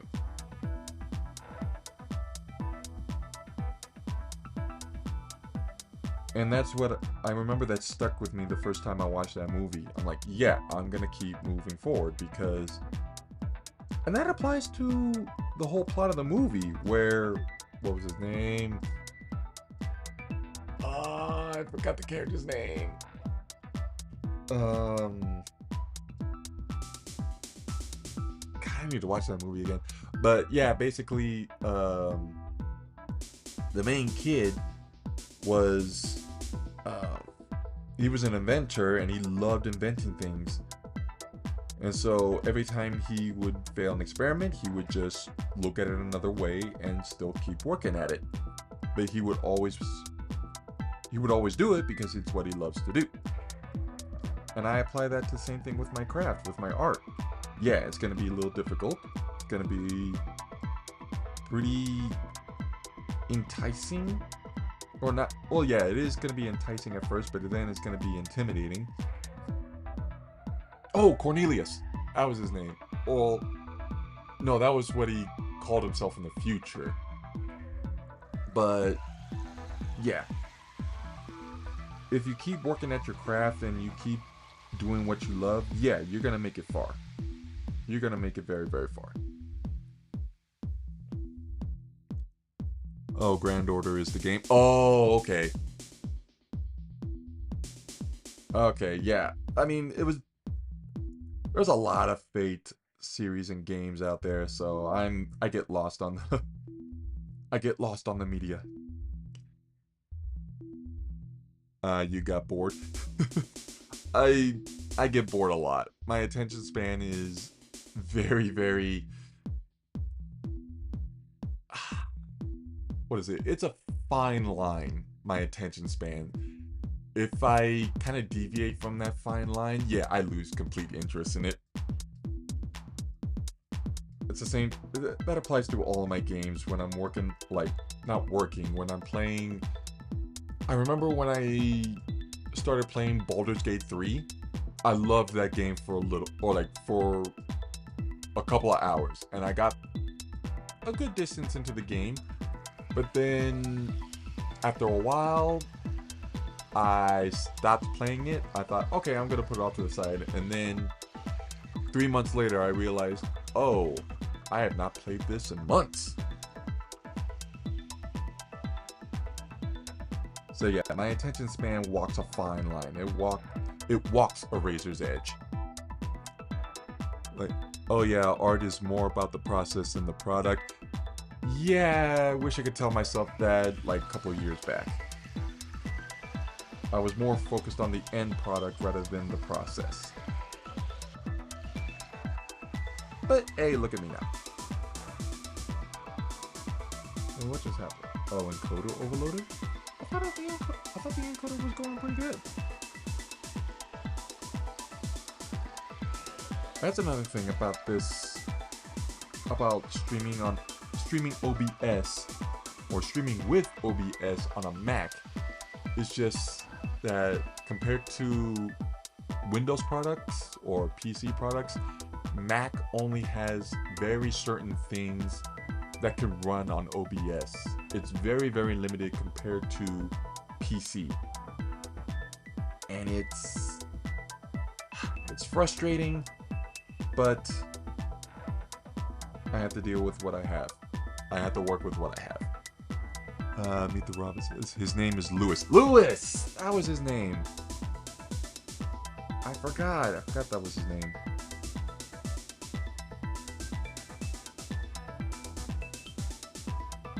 Ugh.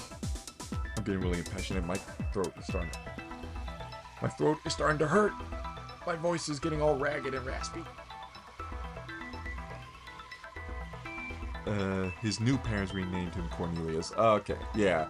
I knew his name was Cornelius, but I remember that was his future name. That was his name from the future. Oh my god, same thing happened to me with Baldur's Gate 3. Yep. Hydration check. Yeah. I don't have any more bottles of water with me. Let me chip away at this for a little bit before going to take a break and then coming back to it, because I've been streaming for close to 2 hours right now.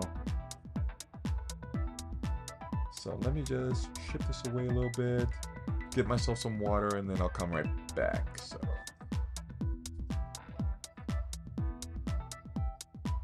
all right, I'm gonna put the pen down, gonna get me some water, stretch a little bit, and then we'll be right back to continue on.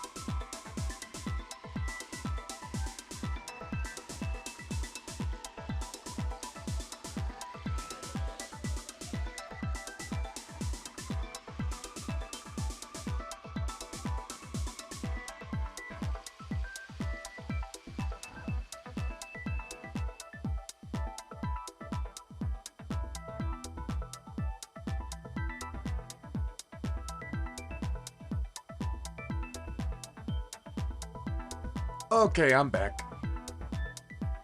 Grab some water. I stretched out my back, so now I'm feeling a whole lot better. And also, on the side, you didn't see this, but I had an office chair or a desk chair that was a little too high, but I can't lower the arms or lower it, so it kept hitting my desk and I was leaning forward. That's why I was having back issues.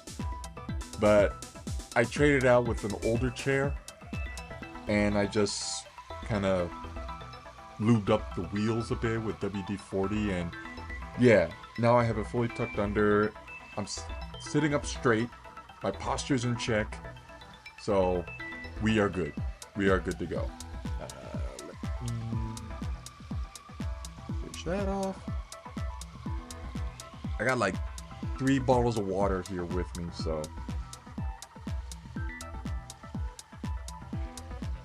this will be fun.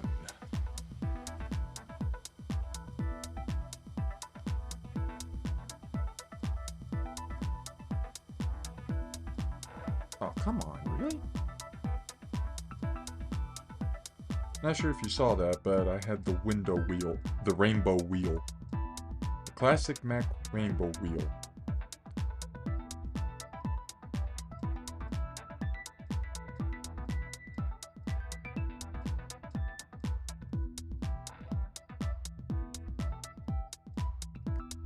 Hell yeah, chair upgrade. Actually, it was more of a downgrade.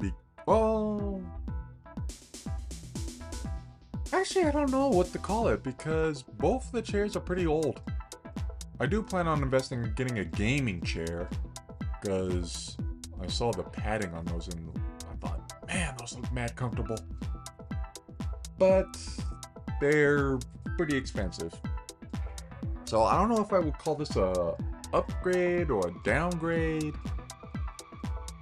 I mean, when it comes to tech, a downgrade is better because a lot more stuff is available, but an upgrade would have more cushion. I don't know. I don't know how I would call it. But yeah, I'm just glad I got my back straightened out and my posture's corrected, so now I don't have to lean forward and my lower back isn't screaming at me.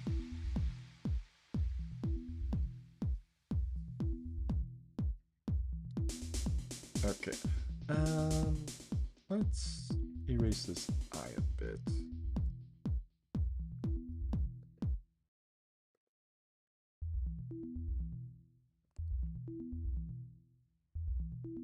I would say that works, but you may look cross-eyed.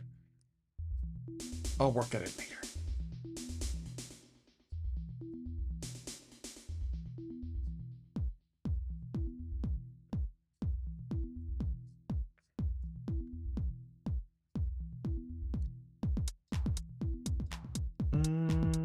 I'll leave that mouth as it is. I'm not going to show any teeth. I'm thinking that may look weird. Hold on. Ooh, you know what? I changed my mind. Teeth is better. Shows more expression. I need one of those crisscross chairs. I'm not sure. Let me look it up real quick. Crisscross chairs.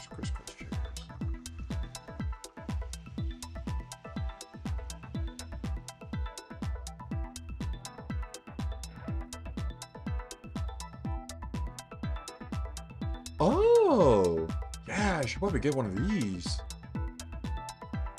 I do find myself crisscrossing my legs every once in a while.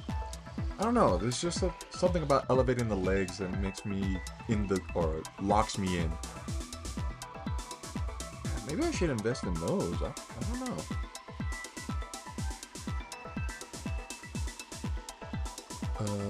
How long have you been drawing? Okay, that's a vague question. Are you talking about this stream or in total in my entire career? It's a chair where you say crisscross applesauce. Yeah. I think I've seen those a little bit, but that was only in media. I never actually see them in stores. I also like teeth. Yeah, teeth show a lot of expression, show a lot of emotion. Yeah, this works better. Teeth work better.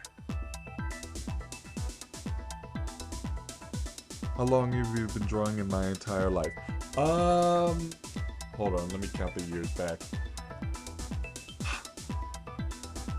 If I could say, like, the entire time ever since I picked up a pencil,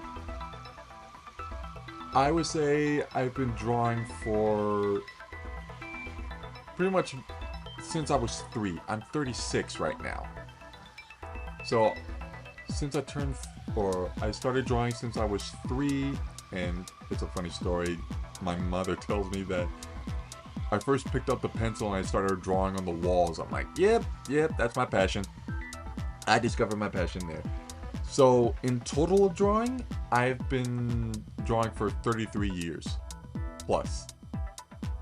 But in terms of professional and career-wise, I've been drawing for 25 plus years. Because I started taking my artwork seriously when after I graduated high school. So yeah, a lot of years of dedication. Oh, whoops, hold on, I forgot something. I forgot to close my door.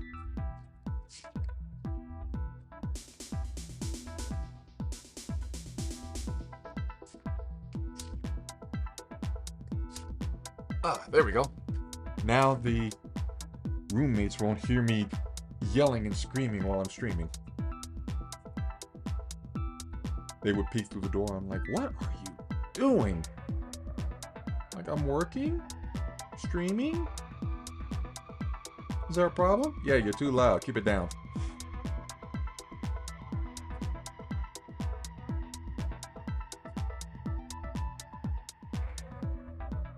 But yeah, and that's the thing that relates to our earlier conversation about learning curves and continuing to do what we love. Yeah, 33 plus years of drawing and I still love it every day. It is one of my deeply rooted passions. I mean, there's also other forms of of creativity I can do. There's video editing, there's gaming, there's was it paper crafts, origami, things like that, scrapbooking. But no, art itself, that hits home for me. It always will. Oh, I gotta take this down.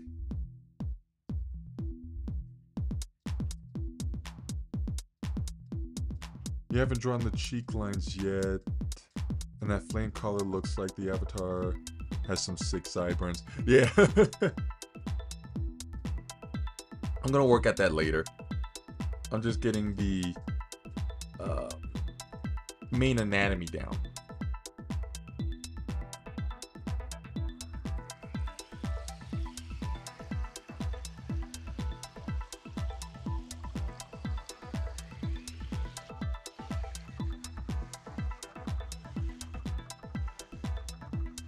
Well, technically, no. My avatar does have some sick sideburns.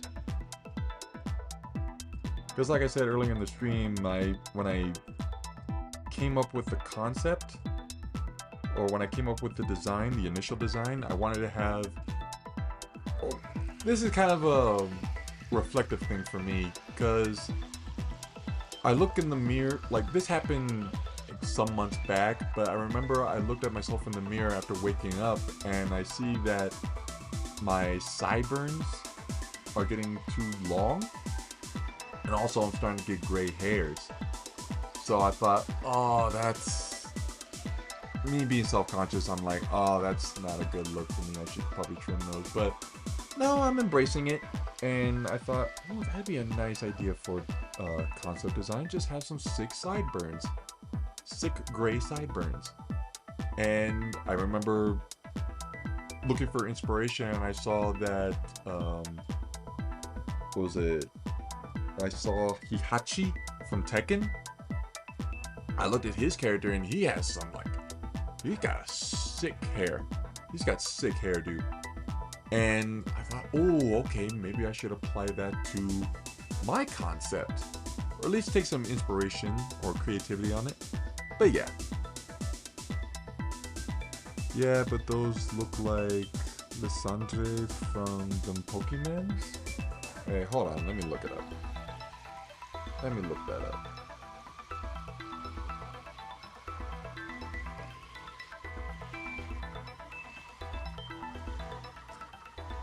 Oh, okay. Okay, I see a resemblance.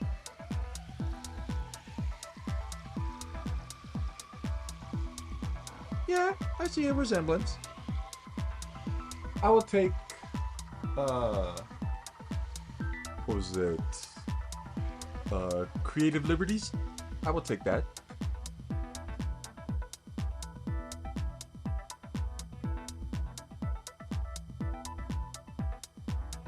But I'm embracing it as part of his character.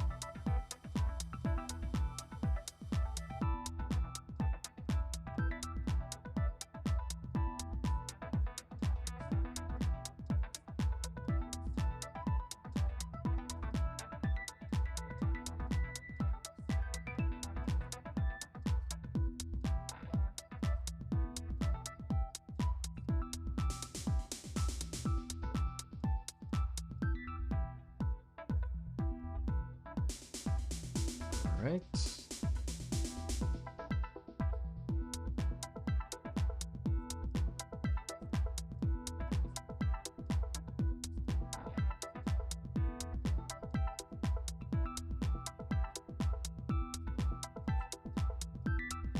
Get this pendant here, this chest piece.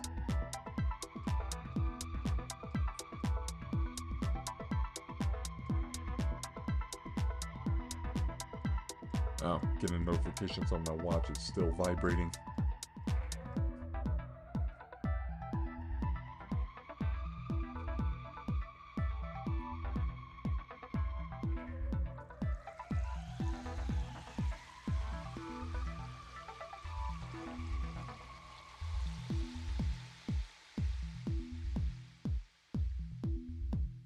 All right.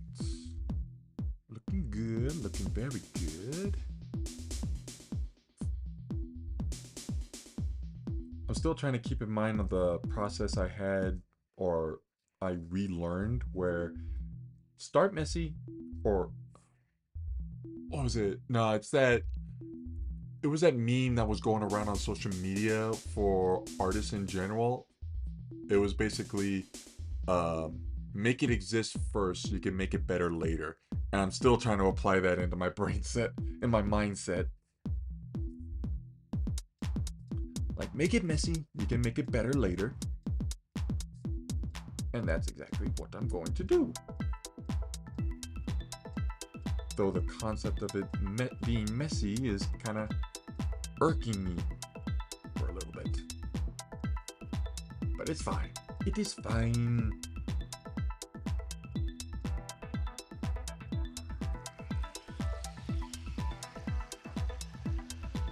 Oh, no, that was wrong.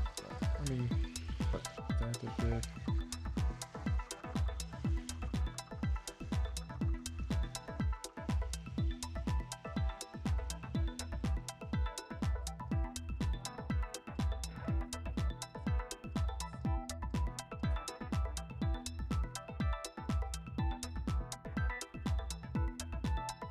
Alright, time for a hydration check.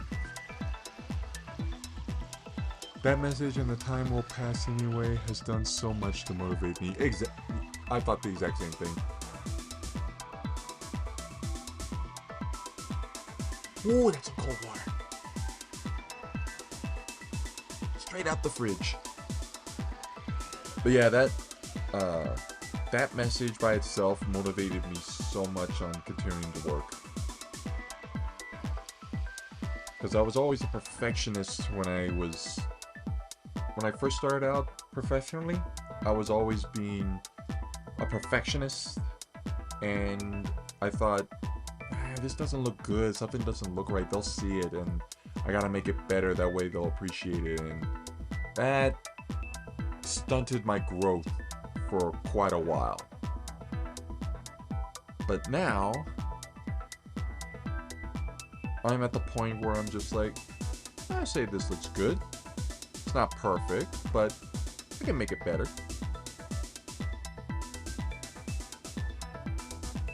Let me add more bicep here.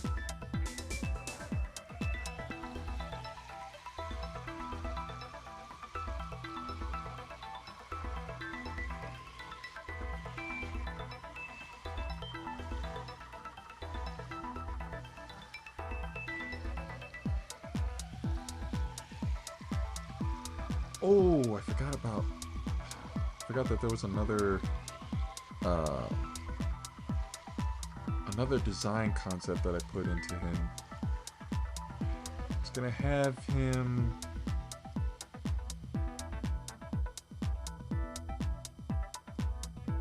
have this little elbow joint. I was about to say elboint.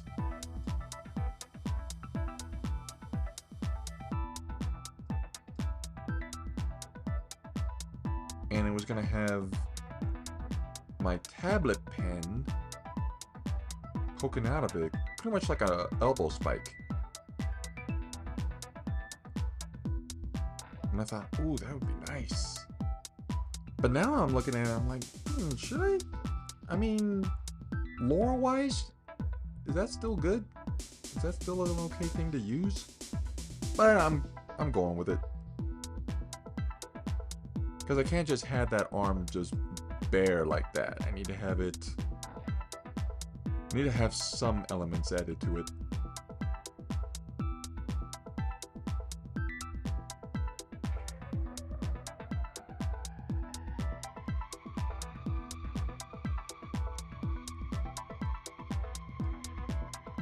Ooh, I forgot.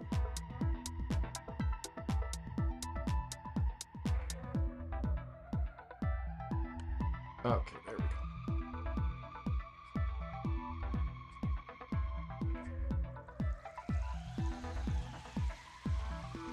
Why did I have to work on hands like this? Why can't I just hide them behind it? Hide them behind the figure. But I won't get anywhere in life like that.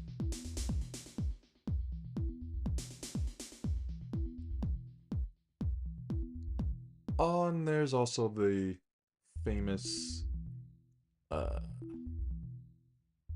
look at your own hands for reference.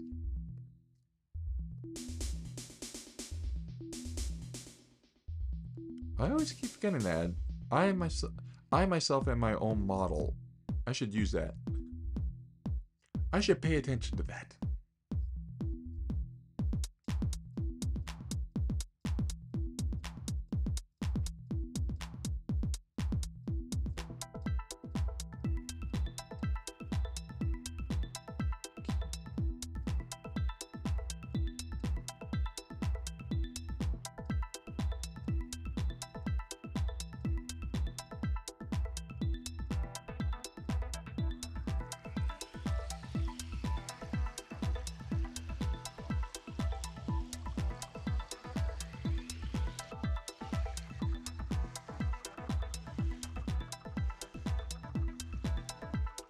Local man realizes he has hands.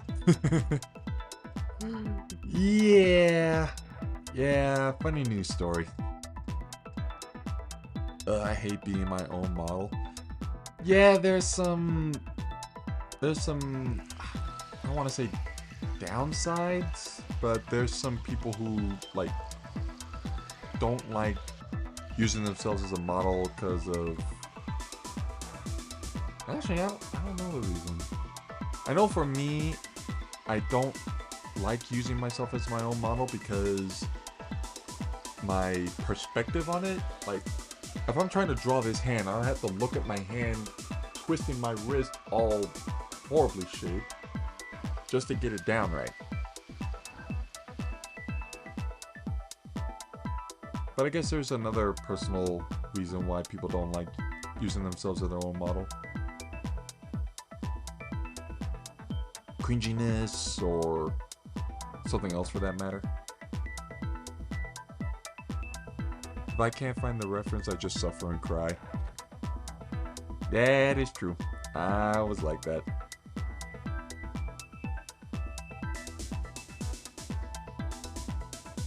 That's why I always look on, I used to look at Pinterest for references, but because of the AI slot that's going on there, it's becoming, like, very, very, what's the word?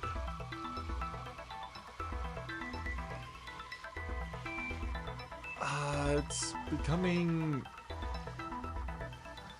not so reliable to use for references as such, especially as an image boarding site. So I moved over to, there's one site that I often use. It's not as popular as Pinterest, but it should be. It's called same.energy. And it's not as accurate on the descriptions or on the search bar compared to Pinterest, but it is still growing.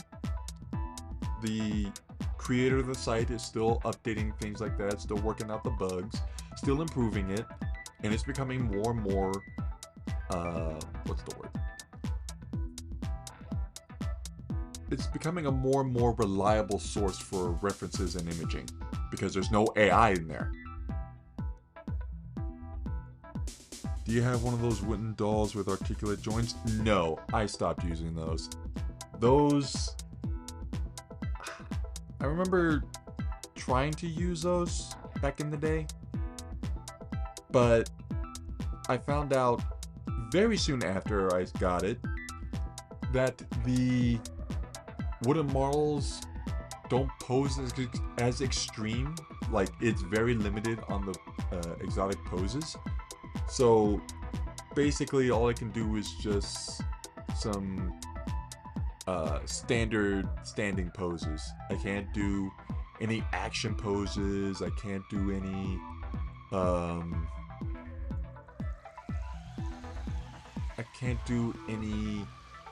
what is it, hyper flexible poses as contortionists or some artists use. So I thought, nah, I'm not gonna use it. I'll just work on a reference picture. That's it.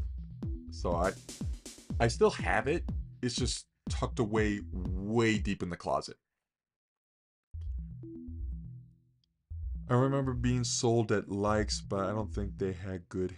Oh, sorry, I read that wrong. I remember being sold at IKEA, those being sold at IKEA, but I don't think they have good hands. No, they don't. They just have palm. They just have a knife hand kind of thing. Wait, one more time. Same dot something. Same dot energy. Yeah, exactly right. Or Arch Warlock. Ugh. I've been talking way too much. I'm slurring my speech. Hydration check.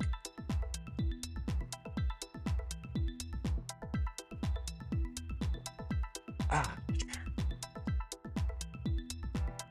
Yeah, same dot energy.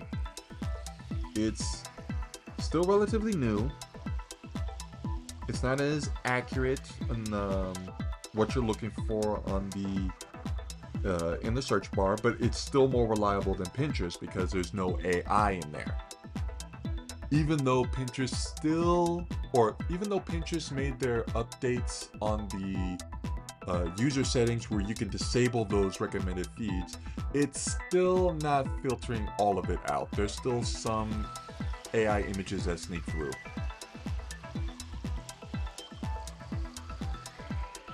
But yeah, they got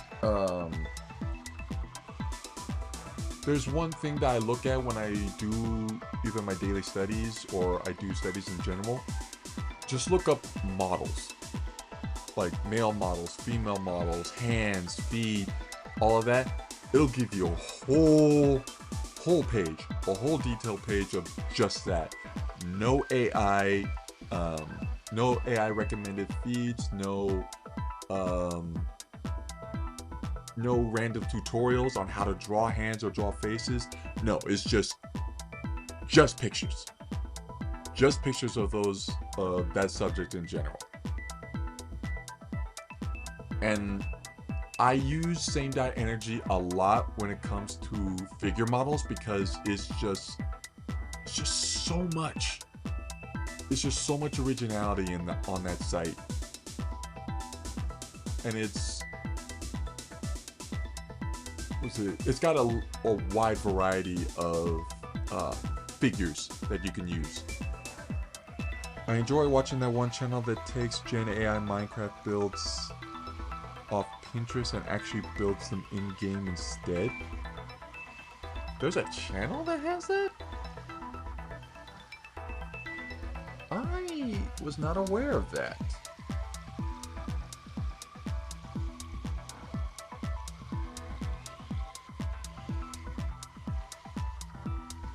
I was not aware that there was a channel like that.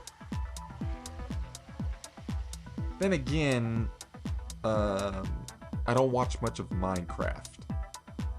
I mean, I used to play a lot of Minecraft back in the day, but I stopped because of my ADHD, and then I was thinking about going back into it, but then I heard about the Minecraft movie. And some people say it's good, some people say it's horrible, but I think after I saw that, like, this is basically what my mindset goes through. Whenever I see a movie adaptation of a popular game or a popular series, I always base my assumptions on the first trailer. If the trailer does not entice me or does not draw me in, it's not worth watching. And there are people that say, oh, give it a chance, you might like it down the road. No. I've walked on too many shards of glass when it comes to watching movies, even though it had a bad trailer. Because, like, the one exception would be, what was it? Batman vs. Superman: Dawn of Justice. I was really into that series. I loved Man of Steel. Loved the movie. I was really drawn to the series, especially if it was it Zack Snyder? Yeah. Yeah, I would say Zack Snyder. Yeah, I loved the movie series. But when I heard about Batman vs. Superman Dawn of Justice, I thought, oh, I am all in. I am locked in on this movie. Then the trailer popped up. I was so disappointed. They revealed way too much. And I was just so bummed out. I'm like, you guys just practically gave me the whole movie just now. Why would you reveal that much information? Okay. When I first saw it, I was like I said, I was locked in. I was all for the movie. And then they showed Doomsday in there.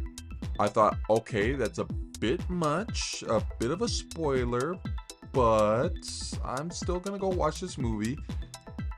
And then, not 10 seconds later, Wonder Woman shows up in there. I'm like, okay, that's too much. You revealed too much of the movie. And I was just so bummed out. I still watched it nonetheless, but I was just so disappointed. I'm like, why? Why would you do that? And I've been kind of traumatized by that ever since. Now I can't even trust a movie trailer anymore because they overhype it. That's what's really disappointing. They overhype a movie too much, and I can't watch it now because they practically spoiled everything. And that's the same thing that happened when I saw the trailer for Tron Ares. I was really into Tron, loved the original 1980s film. I grew up on that, by the way, and I really liked it. Then Tron Legacy came out. I thought, oh, Disney's cooking with this. This looks really good, a massive upgrade. Still loved it.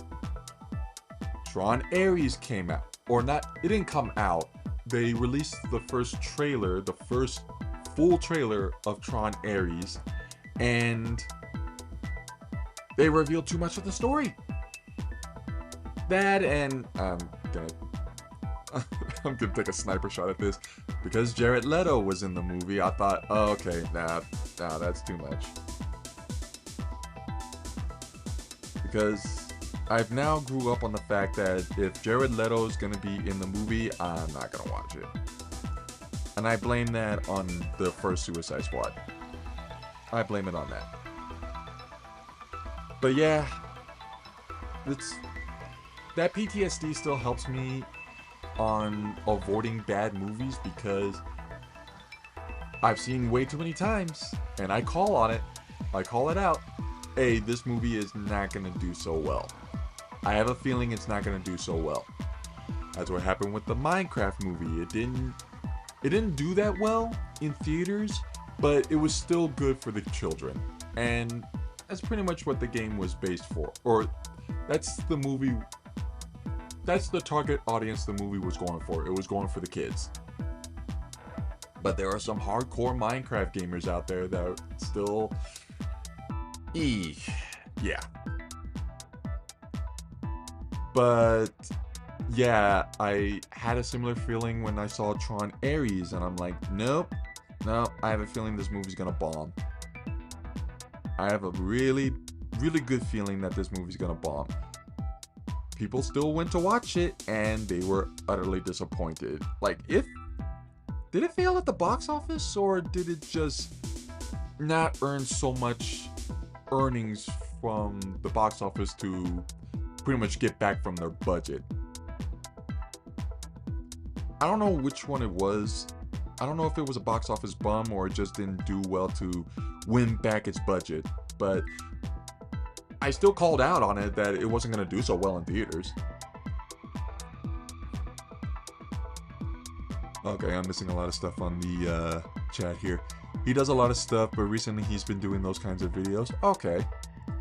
The Minecraft movie is an okay movie, but a bad adaptation, if that makes sense. No, it makes perfect sense. It was poor direction. It's a general reflection of how the movie industry sees video games, though, so it's not particularly the movie's problem. Yes, I do agree with you, Arch Warlock. Yes, studios, they don't pay attention to the whole game in general. They don't pay attention to the lore. They don't pay attention to the player base, the fan base, the whole story behind the game. This is blah, blah, blah. That is the total reason why the Halo series bombed so badly.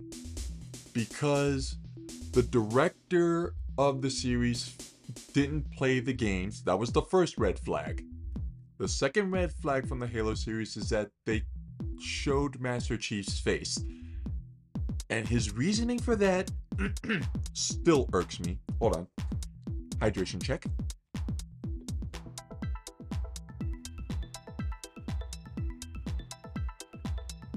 Okay. Vocal cords lubed up.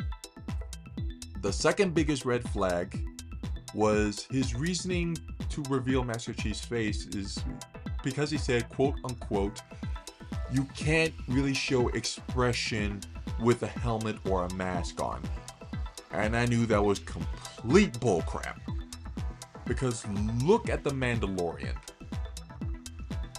He rarely showed his face on screen, and he showed tons more expression than any other character. The same thing applies with Power Rangers. They don't show any faces. They don't show their real face. They just had their helmet or their mask on. Still show tons of expression. Same thing with Kamen Rider. Same formula. Don't show their faces, but show so much more expression. And it's just, why don't people get that? Missing much more of the chat. Trailers do that all the time. Yep, they do. They do. The channel name is Rowan on YouTube, by the way.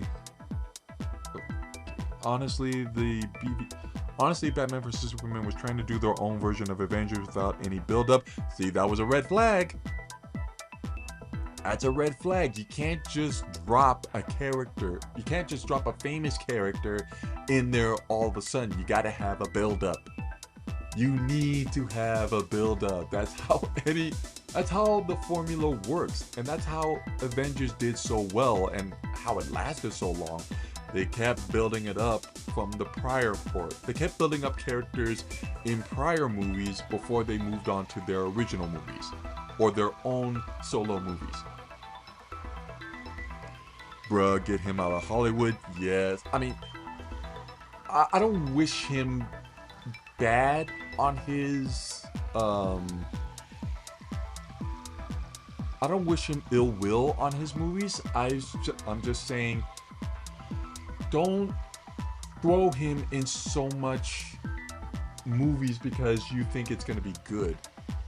Just give him, like, don't typecast him. Basically like that. Or no, that's not the word I'm using for it. Don't stereotype him or don't typecast him. Don't use him so often. Because this is how Nicolas Cage is doing his movies. Because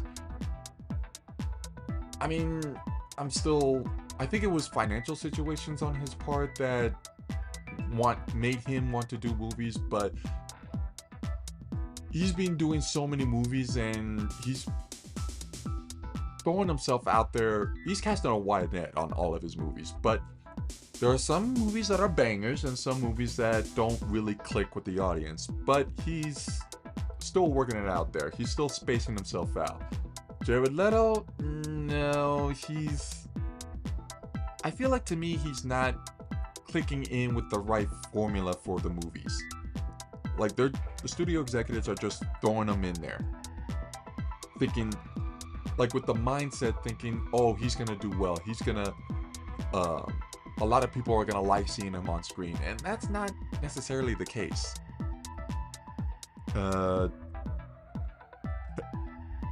Lamal, does voice acting not exist?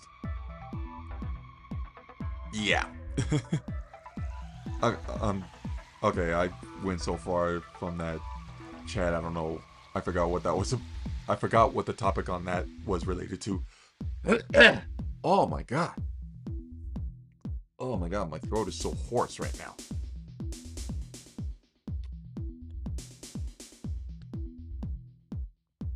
Ugh. Okay. As a Fallout fan, starting from the first two games, I'm not looking forward to watching the series, even though everyone says it's good. That's what I've been thinking about as well. I'm not really a fan of the games. I have very limited exposure to the game series, but I heard that it's doing pretty well. It's matching the lore, and it's not diverging from any other thing other than the story. It's not creating its own content in a way, if that makes sense. Hello, as well as physical acting. Yeah, definitely that. I'm sorry, I'm losing so much on the chat. I'm forgetting what the topic was about. Definitely a cop out. For Halo, why the director wanted to show Master Chief? Like, you mean in terms of showing his face?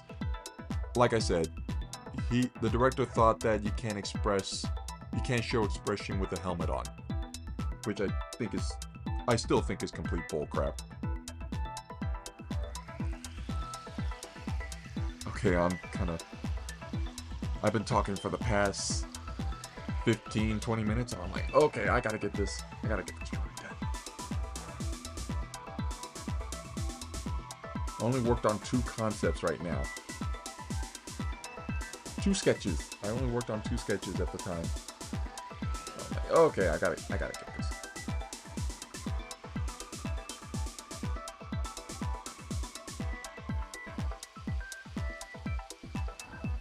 That's what I was referring to with the voice acting comment and the physical acting comment. Oh, okay.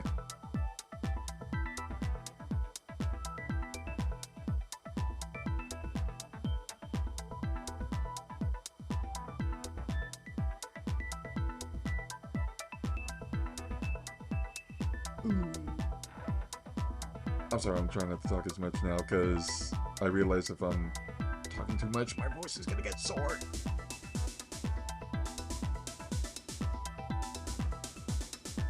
But yeah, I still think that was a stupid reason why they tried to show Master Chief's face.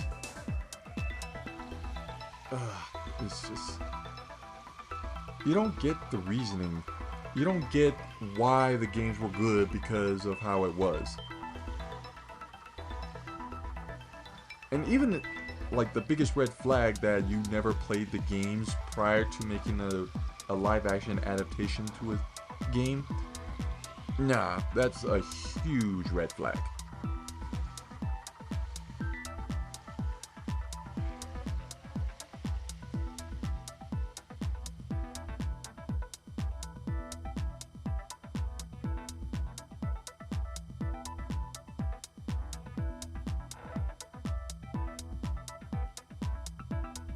Imagine hiring actors and expecting them to act. Hollywood could never.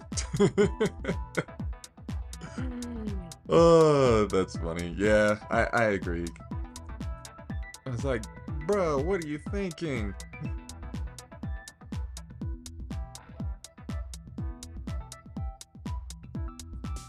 What were you thinking? I thought it would be good.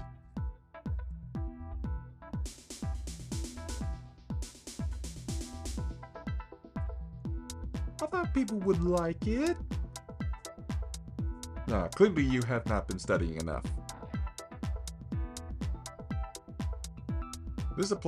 That applies to every big project. Plan ahead and do your research. If you don't do your research, then you're not gonna do well.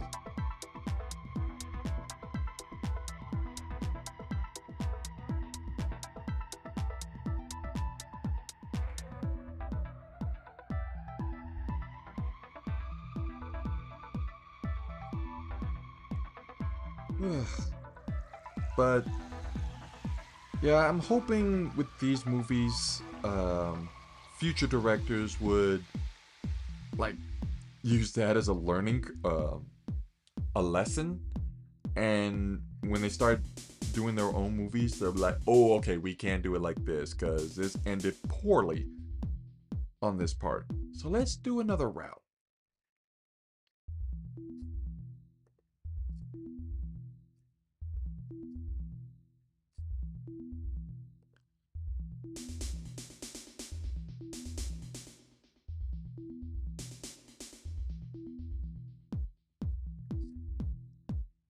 Best viewers on streamboo.com.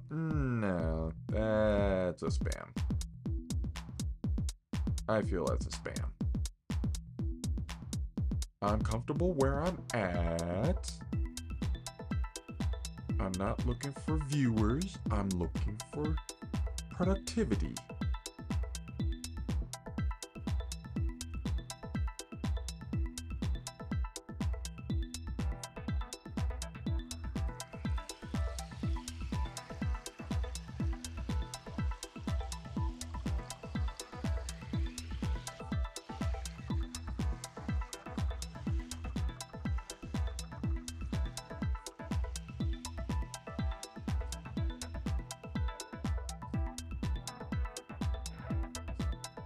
That takes me back to, what was it? What I said just now. That applies to what I did or how I learned from being an artist. Because back then I was being such a perfectionist, I was focusing more on the views rather than the. Oh, actually, no. Let me curve that out.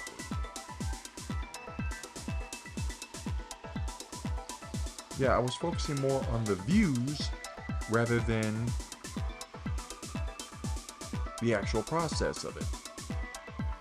I thought, oh, I need to make this stream great. I need to make it like not so laggy or things like that. I want to make it. I want to make sure that it's the best one that I can muster. And no, that's an impossible thing. You can't have a perfect stream.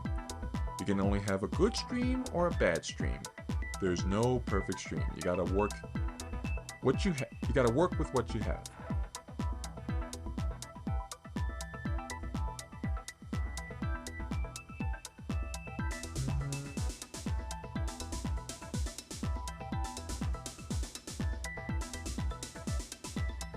I knew I should have drawn. I should have drew the lower body first, but like I said, make it exist first.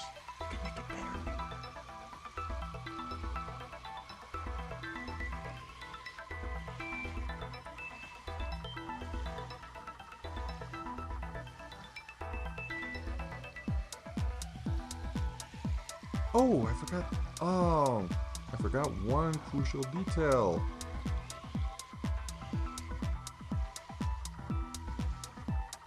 I forgot on my Artsona's left hand, because this is the basic lore of my Artsona. He's pretty much the embodiment of all the things I love about art. And I had this idea where his left hand is where he actually uses to create stuff. There it goes again. Saving memory. There we go. And he, like the flames around his collar, he conjures these flames and just materializes them in his left hand. Ooh, I hit my finger on my lamp. And that's how he summons or he materializes objects that he sees in his mind. And I thought, okay, that's a good idea. I'm definitely going to apply for that. But how do I make it unique? And then I saw, what was it? I watched Black Panther and I saw how the claws looked on his hands, on his armor. And I thought, ooh, yeah, let's make it a clawed hand. I always like having a clawed hand. That looks good. That's how I applied it to the design. I added it to the design. Hydration check.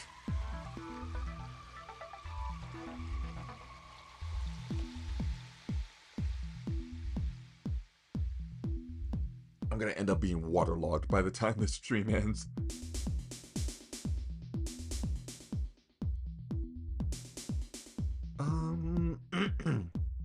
Let's space these out a bit.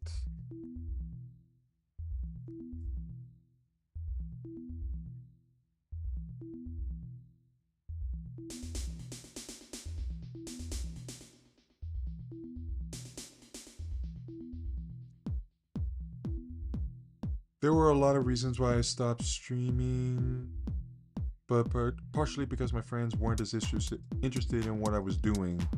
I'm thinking that everything else, even the anxiety, could have been worked through, but I guess this was a conviction issue as well. Yeah, there are a lot of people with a lot of people staying dedicated to a stream because, like I said, people are focusing more on the viewers and rather than just having fun with it. And for a time I was thinking that as well. I was focusing more on the numbers rather than just having fun and things like that. But people have their reasons. If they want to stop streaming, that's totally up to them. We're not going to force you back into it. We're just going to encourage the idea should you ever revisit it again. It was fun hanging out, but I gotta go. Got the design, looks great so far. Thank you, Mass Clutch. I nearly mispronounced your name.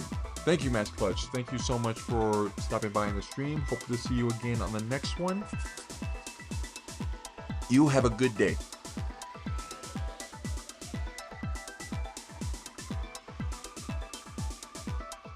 But yeah, returning back to your topic, Arch Warlock. Yeah, I've ran into some downsides when it came to streaming because I wanted to make my perfectionist side wanted me to make sure that it's a great stream. A lot of people would join in and people like what I do. But there are some things that I was not prepared for. Not many people would like to see my stream. That would often bum me out, but I keep looking back in my mind and think it's not easy. It's only the first start. You're barely starting out on streaming. You need to work up a flow. You need to build a rapport, and get people interested in seeing what you do. People like what you do on social media.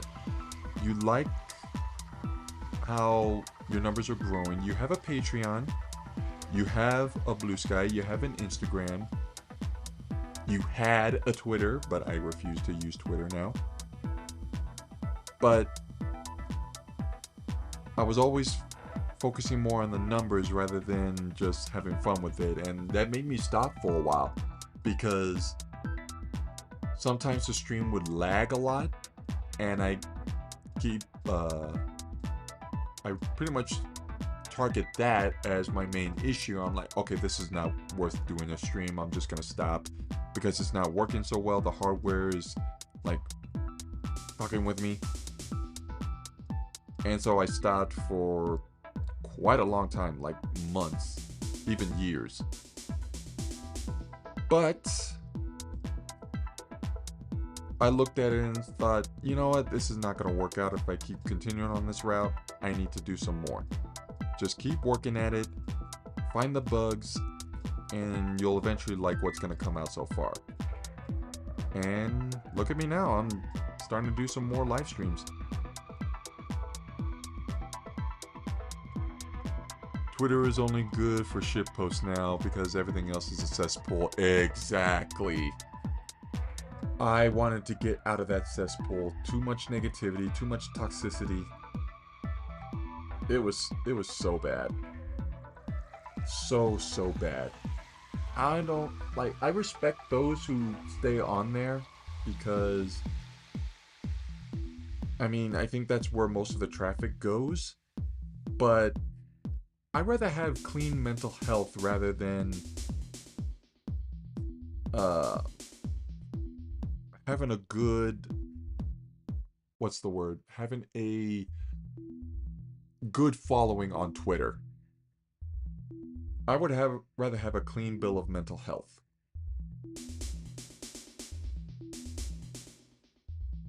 Because if my mental health is like for shit, then it's not worth going into.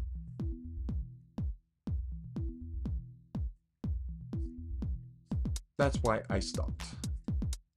I stopped posting on Twitter. I mean, I still follow people who use Twitter. And even then, it's like a minefield in there. I'm just trying to avoid avoid stepping on a landmine where either the news is going to get too depressing or it's going to be I'm just going to get sucked into the hate. So now my main focus is on Blue Sky and Instagram, and I only peek into Twitter every so often. Like rarely, like at least once a week. Just look at what's going on. Actually, no, not even once a week. Like, I think my average is like once every 2 weeks. Just poke in on Twitter, see what's going on, see what's being updated, and then I just leave. I just poke my head through the door and I'm like, nope, still a cesspool, I'm out.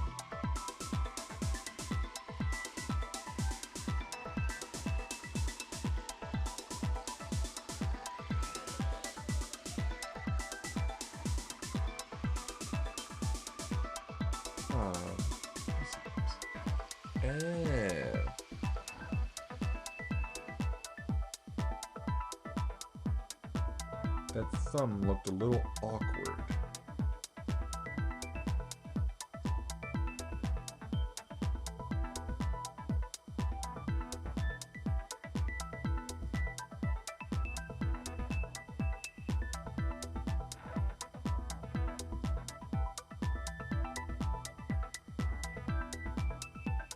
Okay, I say that looks good. Yeah, I'm gonna say that looks good for kind of an angry emotive. How long have I been streaming for? Nearly 3 hours. Ooh. I'm gonna give it one more hour. I'm gonna give it one more hour of a stream, and then I gotta stop because I have some prior arrangements that I have to make sure to get finished.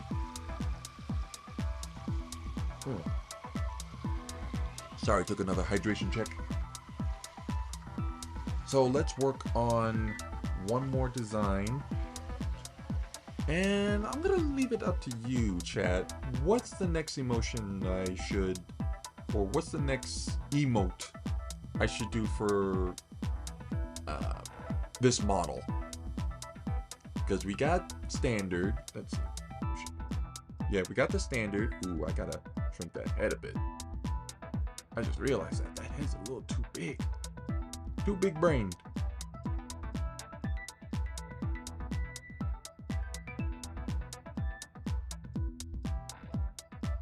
Let's... No, oh, whoops, I forgot to select that layer.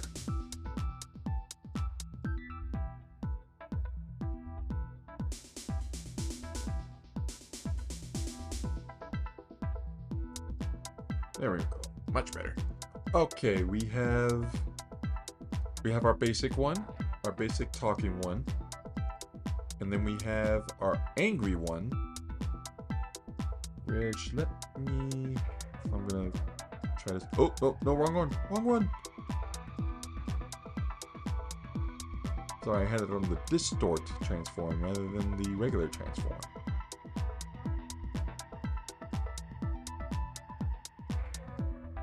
Okay.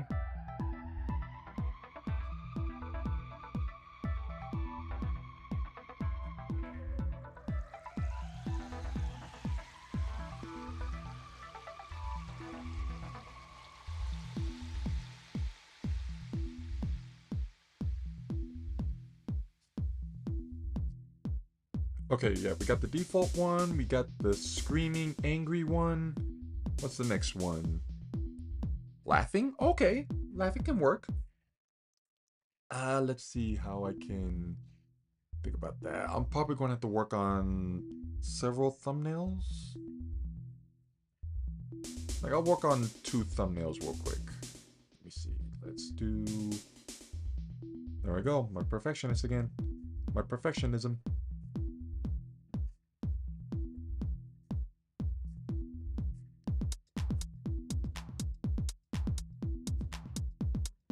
Oh, you know what? No, this'll be this is where we're gonna finish up.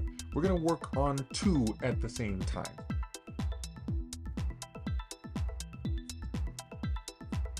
I was gonna say just do 3 for today's stream, but I thought, let's go for broke.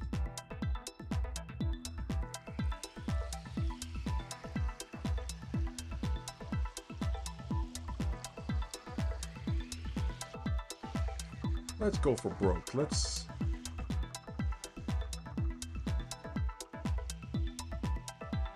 work on a lot of them.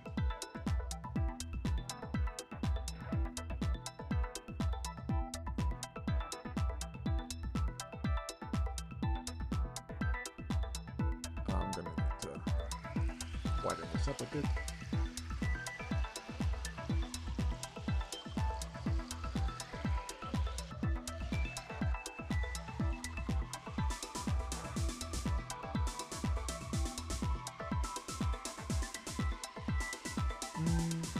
Okay, let's move it. Let's move it to the center. Put you right here.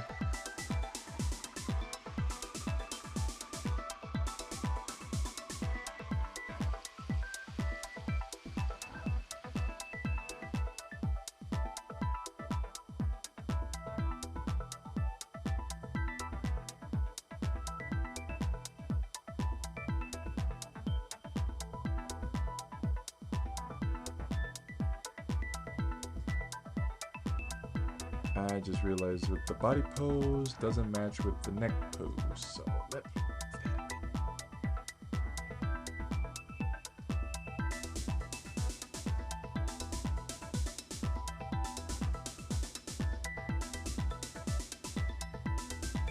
there we go, much better.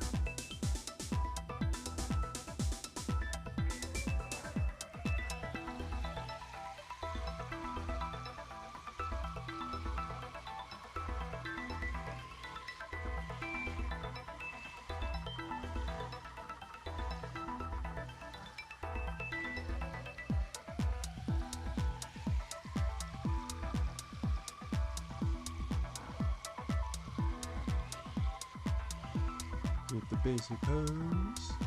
Well, not the basic pose. Get the foundation. Get the foundation in there.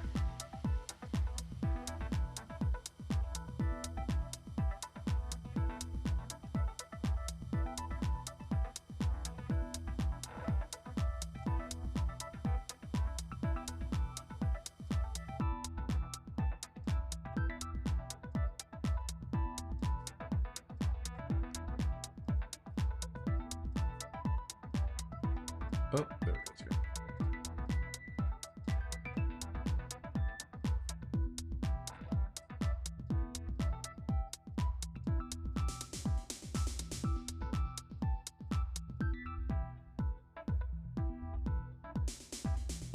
Oh, I just got a weather notification. It is kind of normal.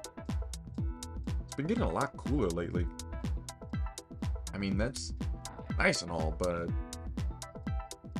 cold is starting to affect me a little too much. Me no likey the cold.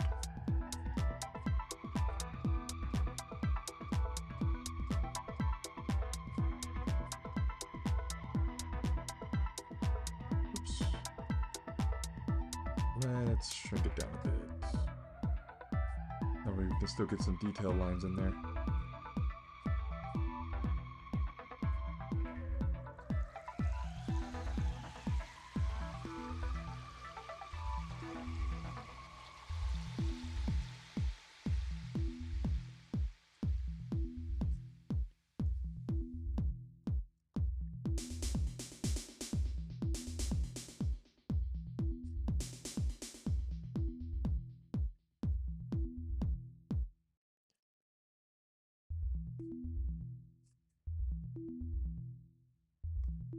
Oh, I just realized something. I just did a self-model pose, and I discovered that it would be more, I guess, more expressive if he was grabbing at his side or grabbing at his stomach.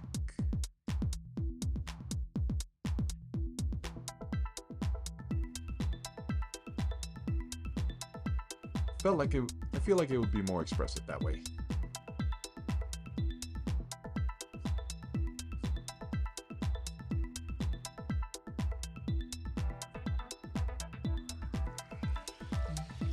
Nope, too far.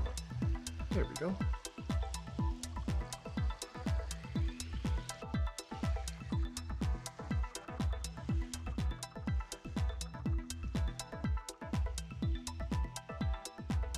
I should stream, like,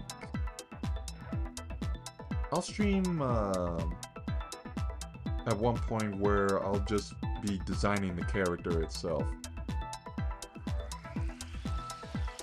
Because I feel like I did that partially on one of my streams, but I don't think I continued on with it. It's been a surprisingly streak of samey temperatures here, but the irregular rains are a problem. Gotta plan ahead or carry an umbrella. Yeah, that is true. Weather has been pretty unpredictable lately, and I remember some instances where I thought it was gonna be sunny, but I saw some clouds roll in, and I thought, for the next hour or so, it's just pouring, and I did not bring a hoodie. So yeah, that was a failure on my part. I did not plan ahead, or I didn't fully prepare. And the funny thing about that is I looked at the forecast and it said we had a 30% chance of rain. Yeah, we hit the hard 30%.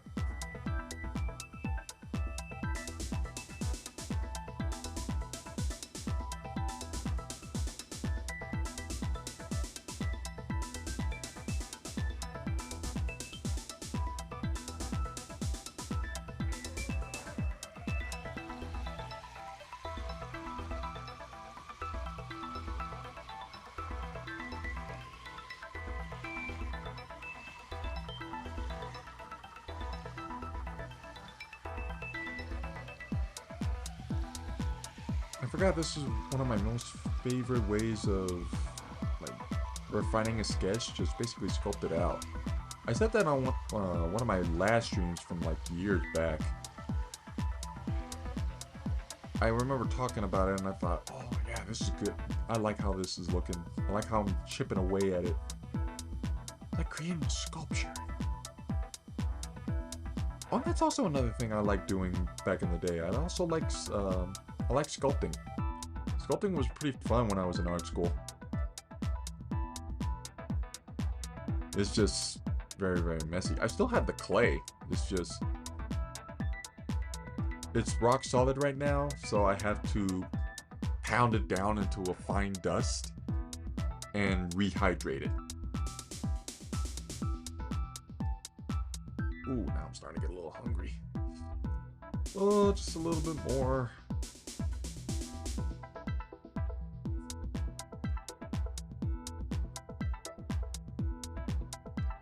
I still want to finish these up.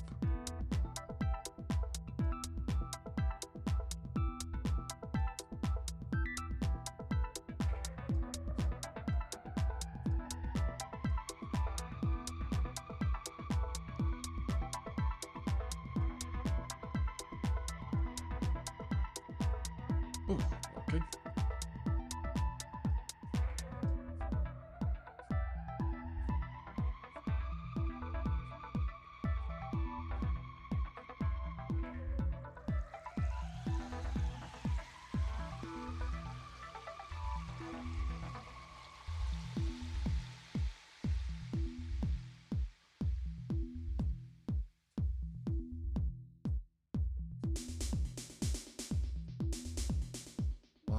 Why do hands have to be so difficult? That's what I'm gonna do after, kind of after this stream or in between this stream and the next stream. Just focus on hands a little bit.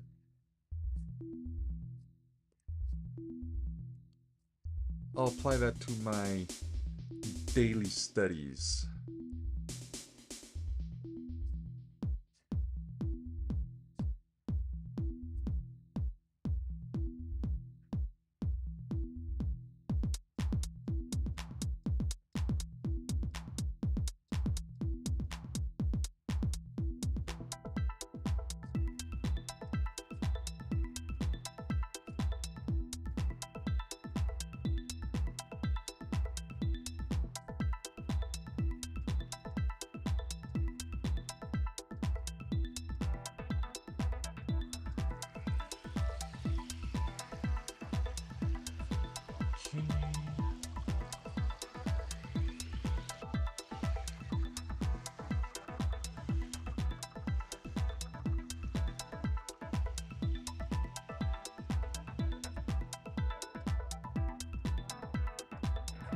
Oh, I thought I heard someone talking. Oh, never mind, there it was.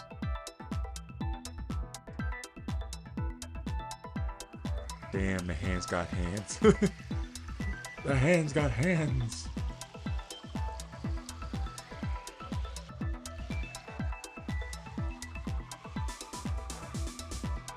Oh, I just realized that here was a tad too far up. Let me bring it down.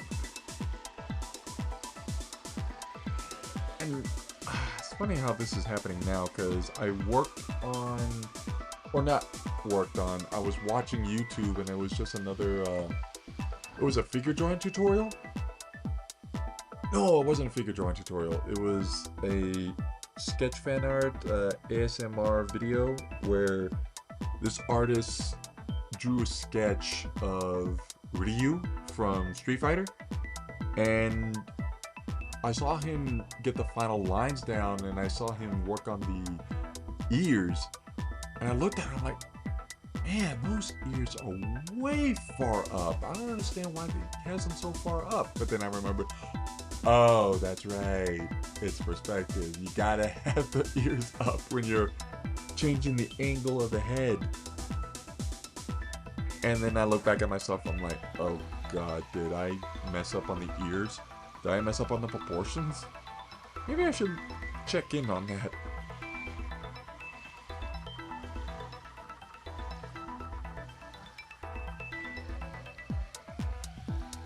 Maybe I should revisit that and kind of study for that a little bit.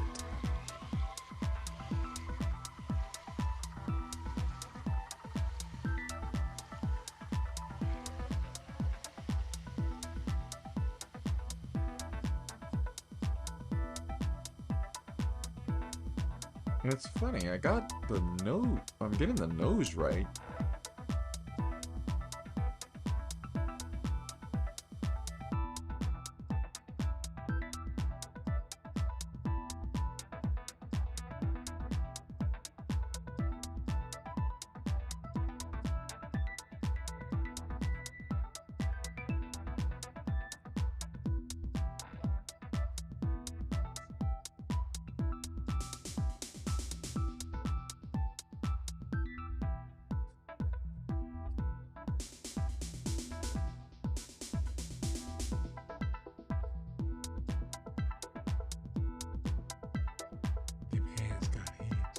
Turns out the ears got hands too. Yep, they all got hands. They all got hands. That sounds like, to put it without context, that sounds like a Silent Hill kind of thing.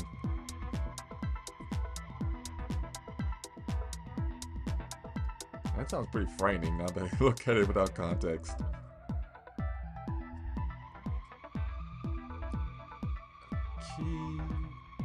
I would say that's good for...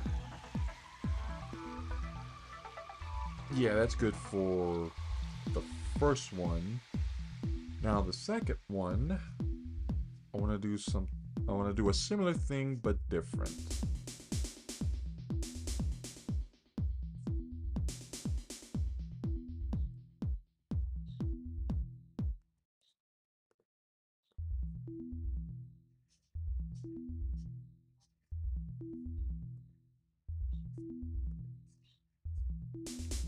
This time we're gonna, instead of just busting out laughing, we're gonna have him tilt his head down. We're gonna have him cover his mouth as if he's snickering. He's gonna be like...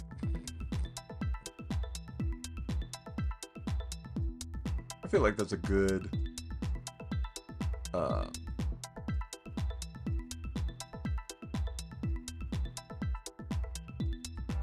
a good difference. A subtle, similar but different kind of vibe.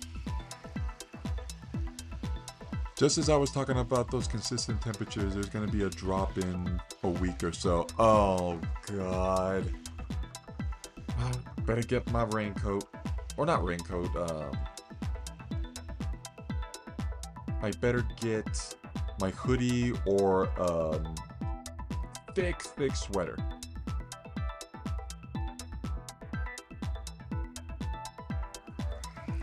Because normally I would be okay with the cold, but normally I hate the cold. But it's better than the summer heat. The summer heat was unbearable. It was so bad. I remember getting, I remember I got a heat rash once because it was so hot and it was poorly ventilated and I didn't have very breathable clothes, so yeah, that was not a good year. That was not a good year for me.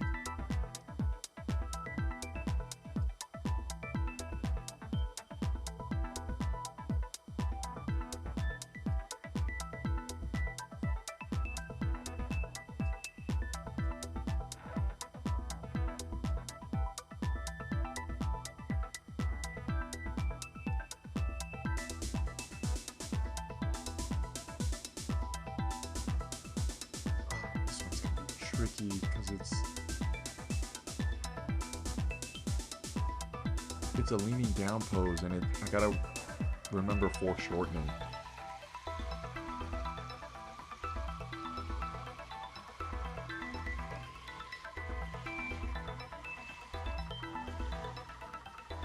I was always bad at foreshortening, to be honest. It was not a particular subject where, or it was not a technique where I paid a lot of attention to.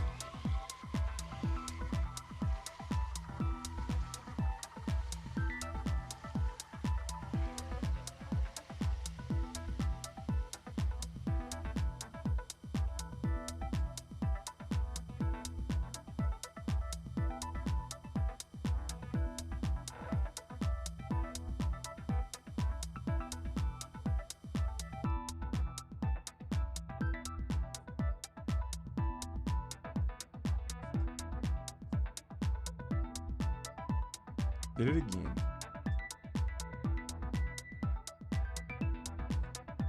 Saving backup data.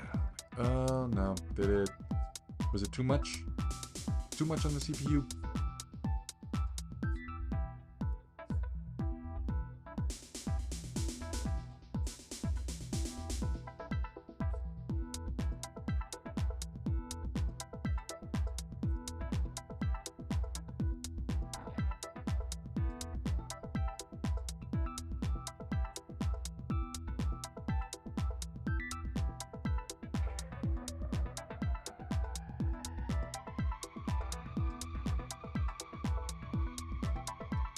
Again! I keep hitting that button again.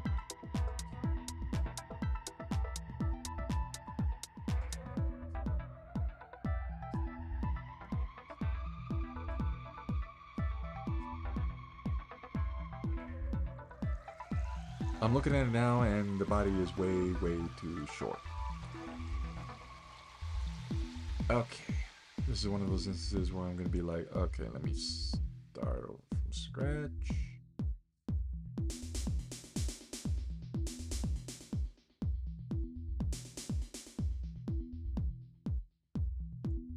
Is the beat of the music being picked up by your PNG Tuber software. Sometimes it lights it up to the beat perfectly. Yeah, it does. Because I have it set to both the stream and my monitor speakers. And so whenever it's a little loud, it picks up, my microphone picks it up, and it's a sensitive microphone. But I don't know. I would turn down the monitor, but I feel like if I do, I don't hear the music and I can't get into the groove. And then there's the thing about the headphones, but I don't have good headphones with me at the moment. And the only ones I have are Bluetooth headphones, and I'm afraid if I connect those to my computer while OBS is running, it's gonna mess with the CPU. Like, my priority for my streams, at least for the current situation, is to focus or take priority on my CPU usage. Don't go too far over, because if you go too far over, stream's gonna lag, and then, or it's gonna lag, or in the worst case scenario, it's gonna crash. And I've had many instances where I would stream, I would edit one thing, and then boom, the entire OBS program crashes. Like, no, all that progress. But let me turn it down a bit.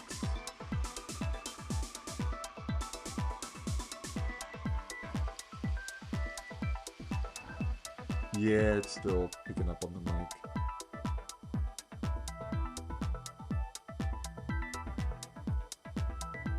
Back in the day, my only mic was inside of my laptop, and the quality was total ass, so I went with the headset. Yeah, I thought about that too, or I did that as well, where I didn't have a really good equipment back in the day. I had, what was it? I think all I had was my laptop microphone and my TV monitor. And they weren't really good quality at the time, so, or at least the microphone didn't have good quality because it would hear the music. It would hear the music I would have in the background, and that would overshadow my voice if I try to speak. So I thought, okay, just get a headset. Just get a headset. But when I used a headset, I realized I was talking too close to the microphone. And so every time I tried to talk, I would bend the microphone way far out of the way where I can talk, but it wouldn't pick up like subtle clicks or whistles every time I try to speak, or if I'm making small grunt sounds. So I thought that was a headache. And then after that, I started doing some shopping. Now that I had a job back when I had a job at the time. I still have a job. It's just back when I first started out. I started to invest in better equipment. So I got a microphone. In case you guys don't know, this microphone I have is a HyperX. It's a solo cast. And I thought, ooh, this is good. And it was affordable at the time, but now I'm starting to think, maybe I should get a quadcast. But I often thought, oh, my voice is getting hoarse. Hold up.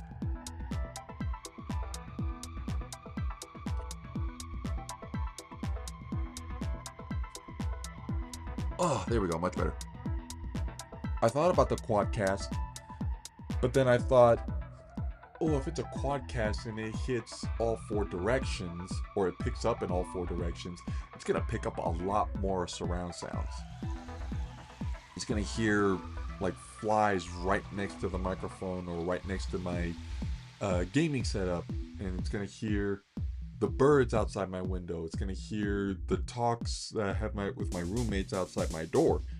I'm like, okay, let me just go with just one direction. Let me just go with one direction instead of omnidirectional. But I know I have family members. I know a family member who also has a quadcast, and he uses it all the time for his videos. He does video.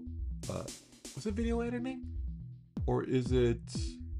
I can't remember if it was video editing or music editing. But yeah, he has a quadcast, and he uses. He says it's good. He says it's a good mic, so I thought about investing in that, but that won't be until later. My priority in investing any sort of money right now is to get. Ooh, that one hurt. That one hurt. Is to get a Mac Mini.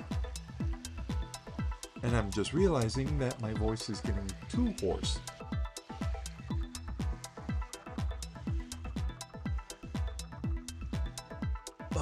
I need to drink some tea or grab some honey. Those will soothe the throat really, really well. But yeah, like I said, my most primary concern right now financially is to get a Mac Mini. That way I'm good on workflow and CPU usage and things like that. That way I can still make some time to draw.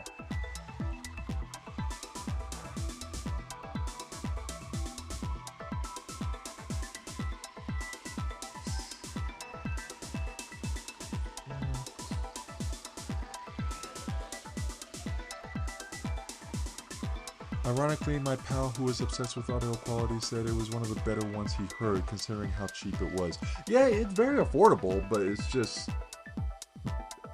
At that time, I assumed that because it was quadcast and it was omnidirectional, that it would pick up all the sounds, but I learned much later that it could filter out sounds very well.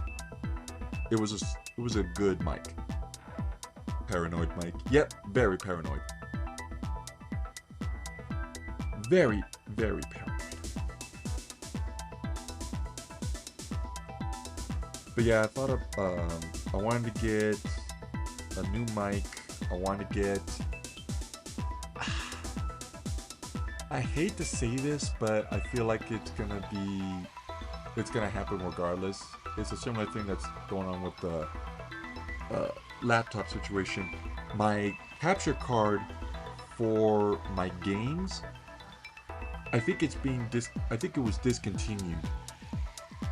So now I have to look for another capture card that is compatible with all the current hardware that OBS is using or my games are using. I feel like that's going to be the case, but I still like it. It's still a good basic capture card, so I'm going to keep it until I have absolutely no choice.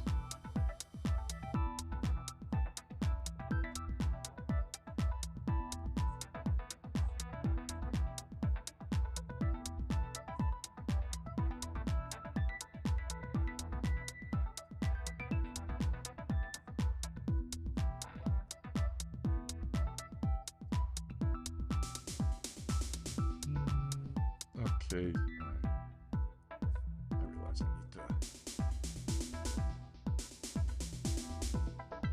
I need to have a midriff here.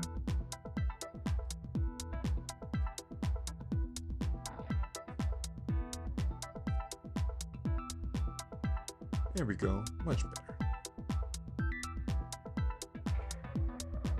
Gotta love planned obsolescence. Yeah, it works. It works.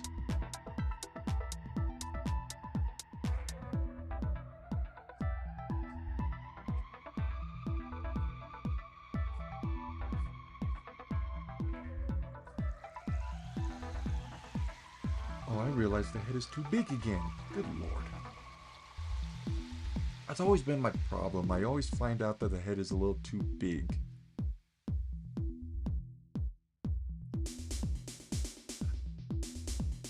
Let's see, 3 hours and 30 minutes. Okay, I'm just going to finish up the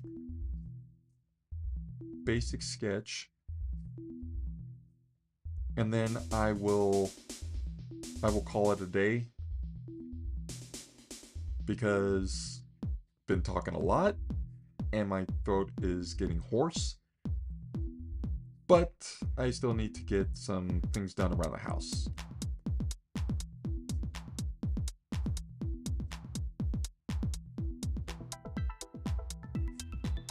I may, judging by how this looks, I may have to do another one. Just kind of, just get a new, what is it? Oh, I'm losing track of time. I'm losing my thought train. Thought train's getting derailed. I want to see if I can do another pose, like more of a frontal pose, rather than a 3/4 view. But let's see how well I can work with this real quick.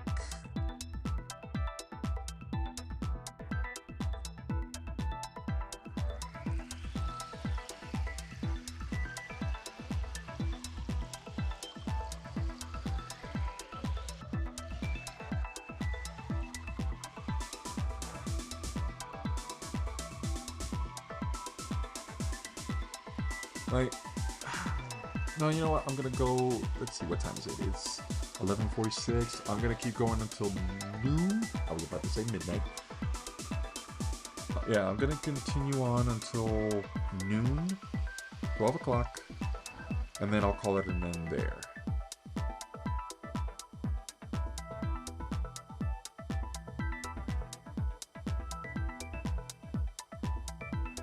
Have you tinkered with the PNG tubing software yet to figure out how all the toggling works and how many hotkeys you need?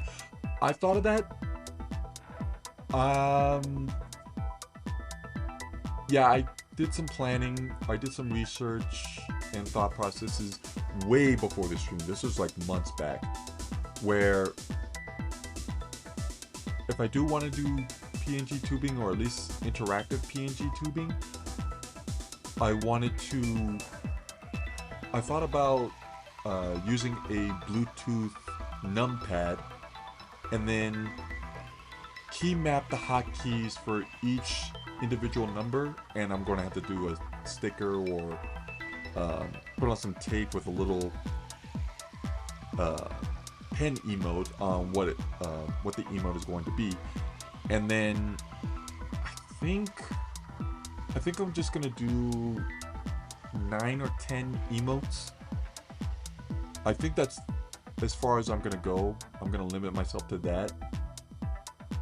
And then just gonna do some field testing, see how well it would work, because I'm not sure if it will pick up on this. If I can do the hotkeys and I can key map the expressions, that's perfect. But it's just, I also had this thought where if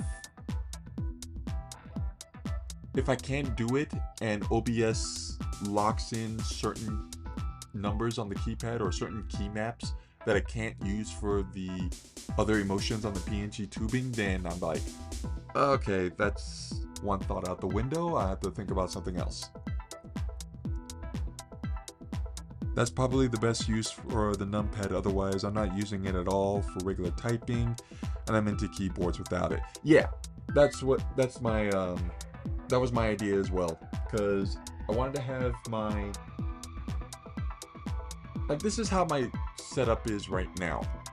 I have my keyboard. It's a Bluetooth keyboard. It's a Logitech, and it is configured, or I have this certain keyboard where I can turn a dial and it can work, or it can sync up to different pieces of tech.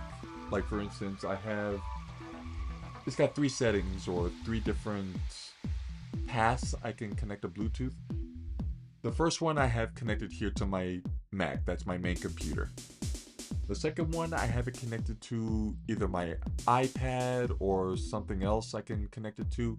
And the third one, I have it connected to my Steam Deck for gaming. Those worked out perfectly for me so far. So I wanted to keep that as it is right there. For the numpad, which I plan to order soon, I want that specifically for streaming. I want that specifically for OBS and such. So when I do use it, or I do plan to use it, I can connect it to OBS and then I can just key map all the numbers there, or key map all the keystrokes, and then just use it from there. And then I would not use any of the keyboards whatsoever, any of the keyboard functions. I would not use them whatsoever. Just the numpad. But as I was doing some shopping on Amazon, I looked into it and said that some numpads don't really work well. And then I thought about, okay, let me just get a programmable keyboard. Just get something with either 6 to 10 or 6 to 12 keys. I thought about that. I looked at the the reviews on those, and they said they don't really work very well. They lag, or they don't sync up as well. So I'm like, okay, I gotta get into the nitty-gritty. I gotta do some nitty-gritty research and field testing, kind of do a comparison. So I'm still voting more on the numpad. I'm still voting more on that. But if that doesn't work, then I have to resort to getting a programmable keyboard thing. So who knows? Who knows what will happen? Okay, let me just get this real quick.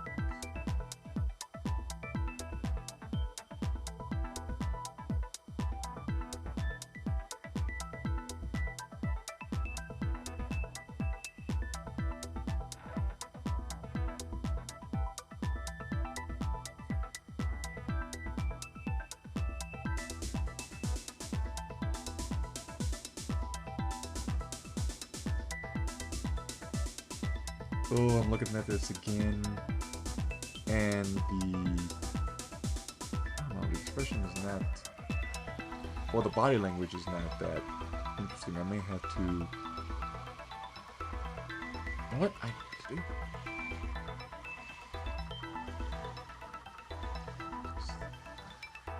Slice overhead, and bring it downward. There we go. Now it looks good.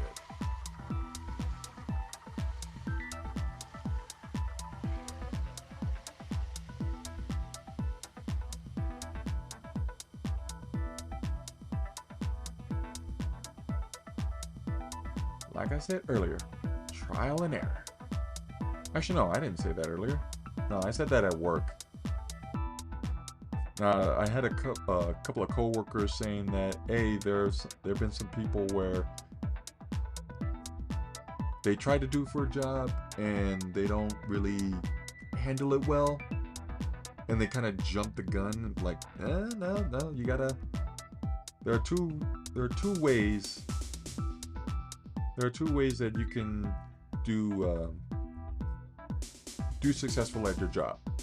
Either trial by fire or trial by error. Similar but different. And I remember I was pretty much I was in both categories. I was in both categories for a while. Until I'm like, okay, I think I'm good. I think I'm good. I'm comfortable where I'm at.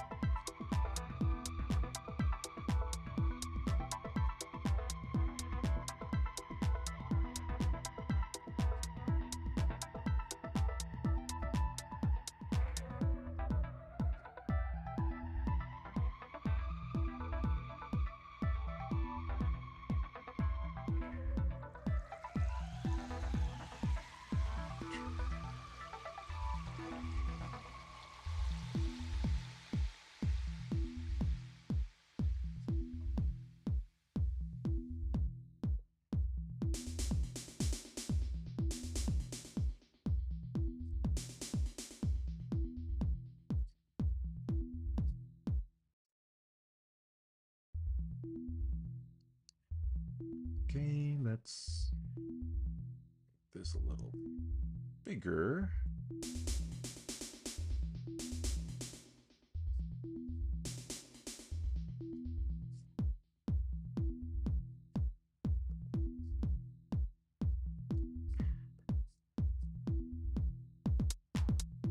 Just gonna work on that. Get that. Oh, I gotta tidy up this.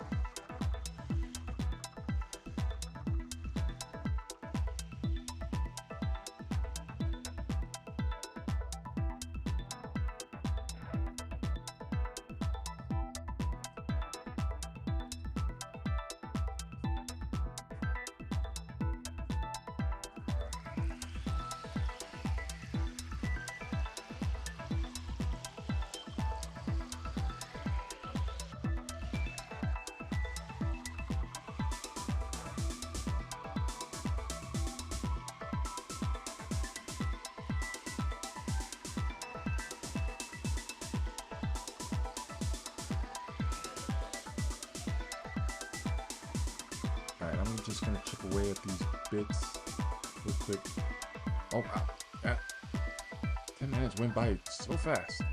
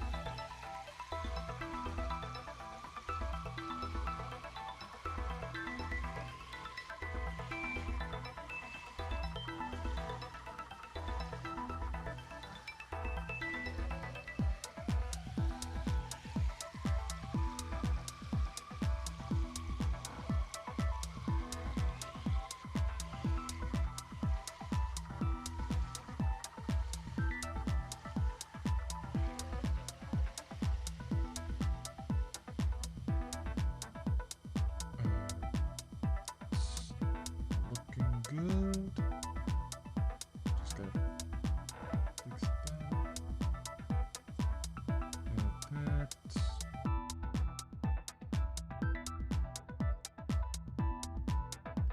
I'm gonna add that little bicep there.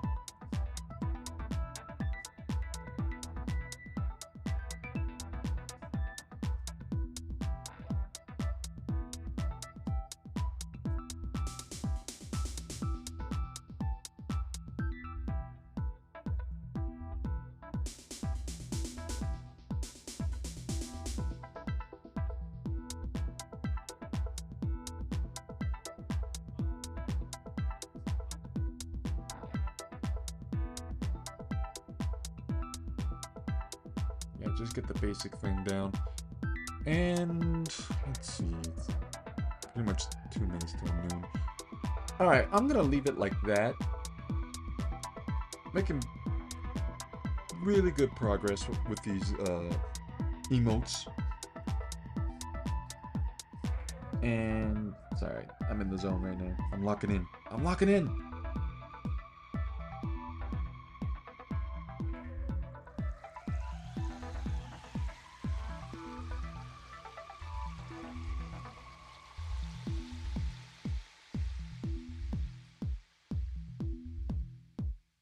I'm locking in. I'm locking in. Okay, I'm gonna stop right there. All right, I would say that was pretty good. This was really successful stream, we got like 4 emotes down right now. Got the sketches for each one, the default one. We had the angry one. I still love that one. That one's very expressive. And then we got that laughing, the belt out laughing, and then the snicker laughing. I really like how these look. So let's move it over to the basic one. I really like how these turned out. I put a lot of effort into them. My hand is cramping from the feel of it. But I would say this was very good. Thank you guys so much for joining the stream. I'm gonna take off because, yeah, my voice is killing me. One last hydration check.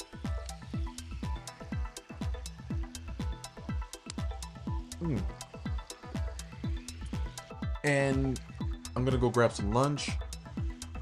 I'm going to clean some stuff around the house, and I gotta make some I gotta do some driving around town to run some errands. So yeah, thank you so much for watching the stream, coming and say hi, chatting with me as I work on these PNG Tuber emotes. I will be streaming again this coming Tuesday. I actually have a schedule now and I'm sticking with it. Tuesday stream, this coming Tuesday stream, it will be a continuation on this. I'll probably finish these on the side, off stream.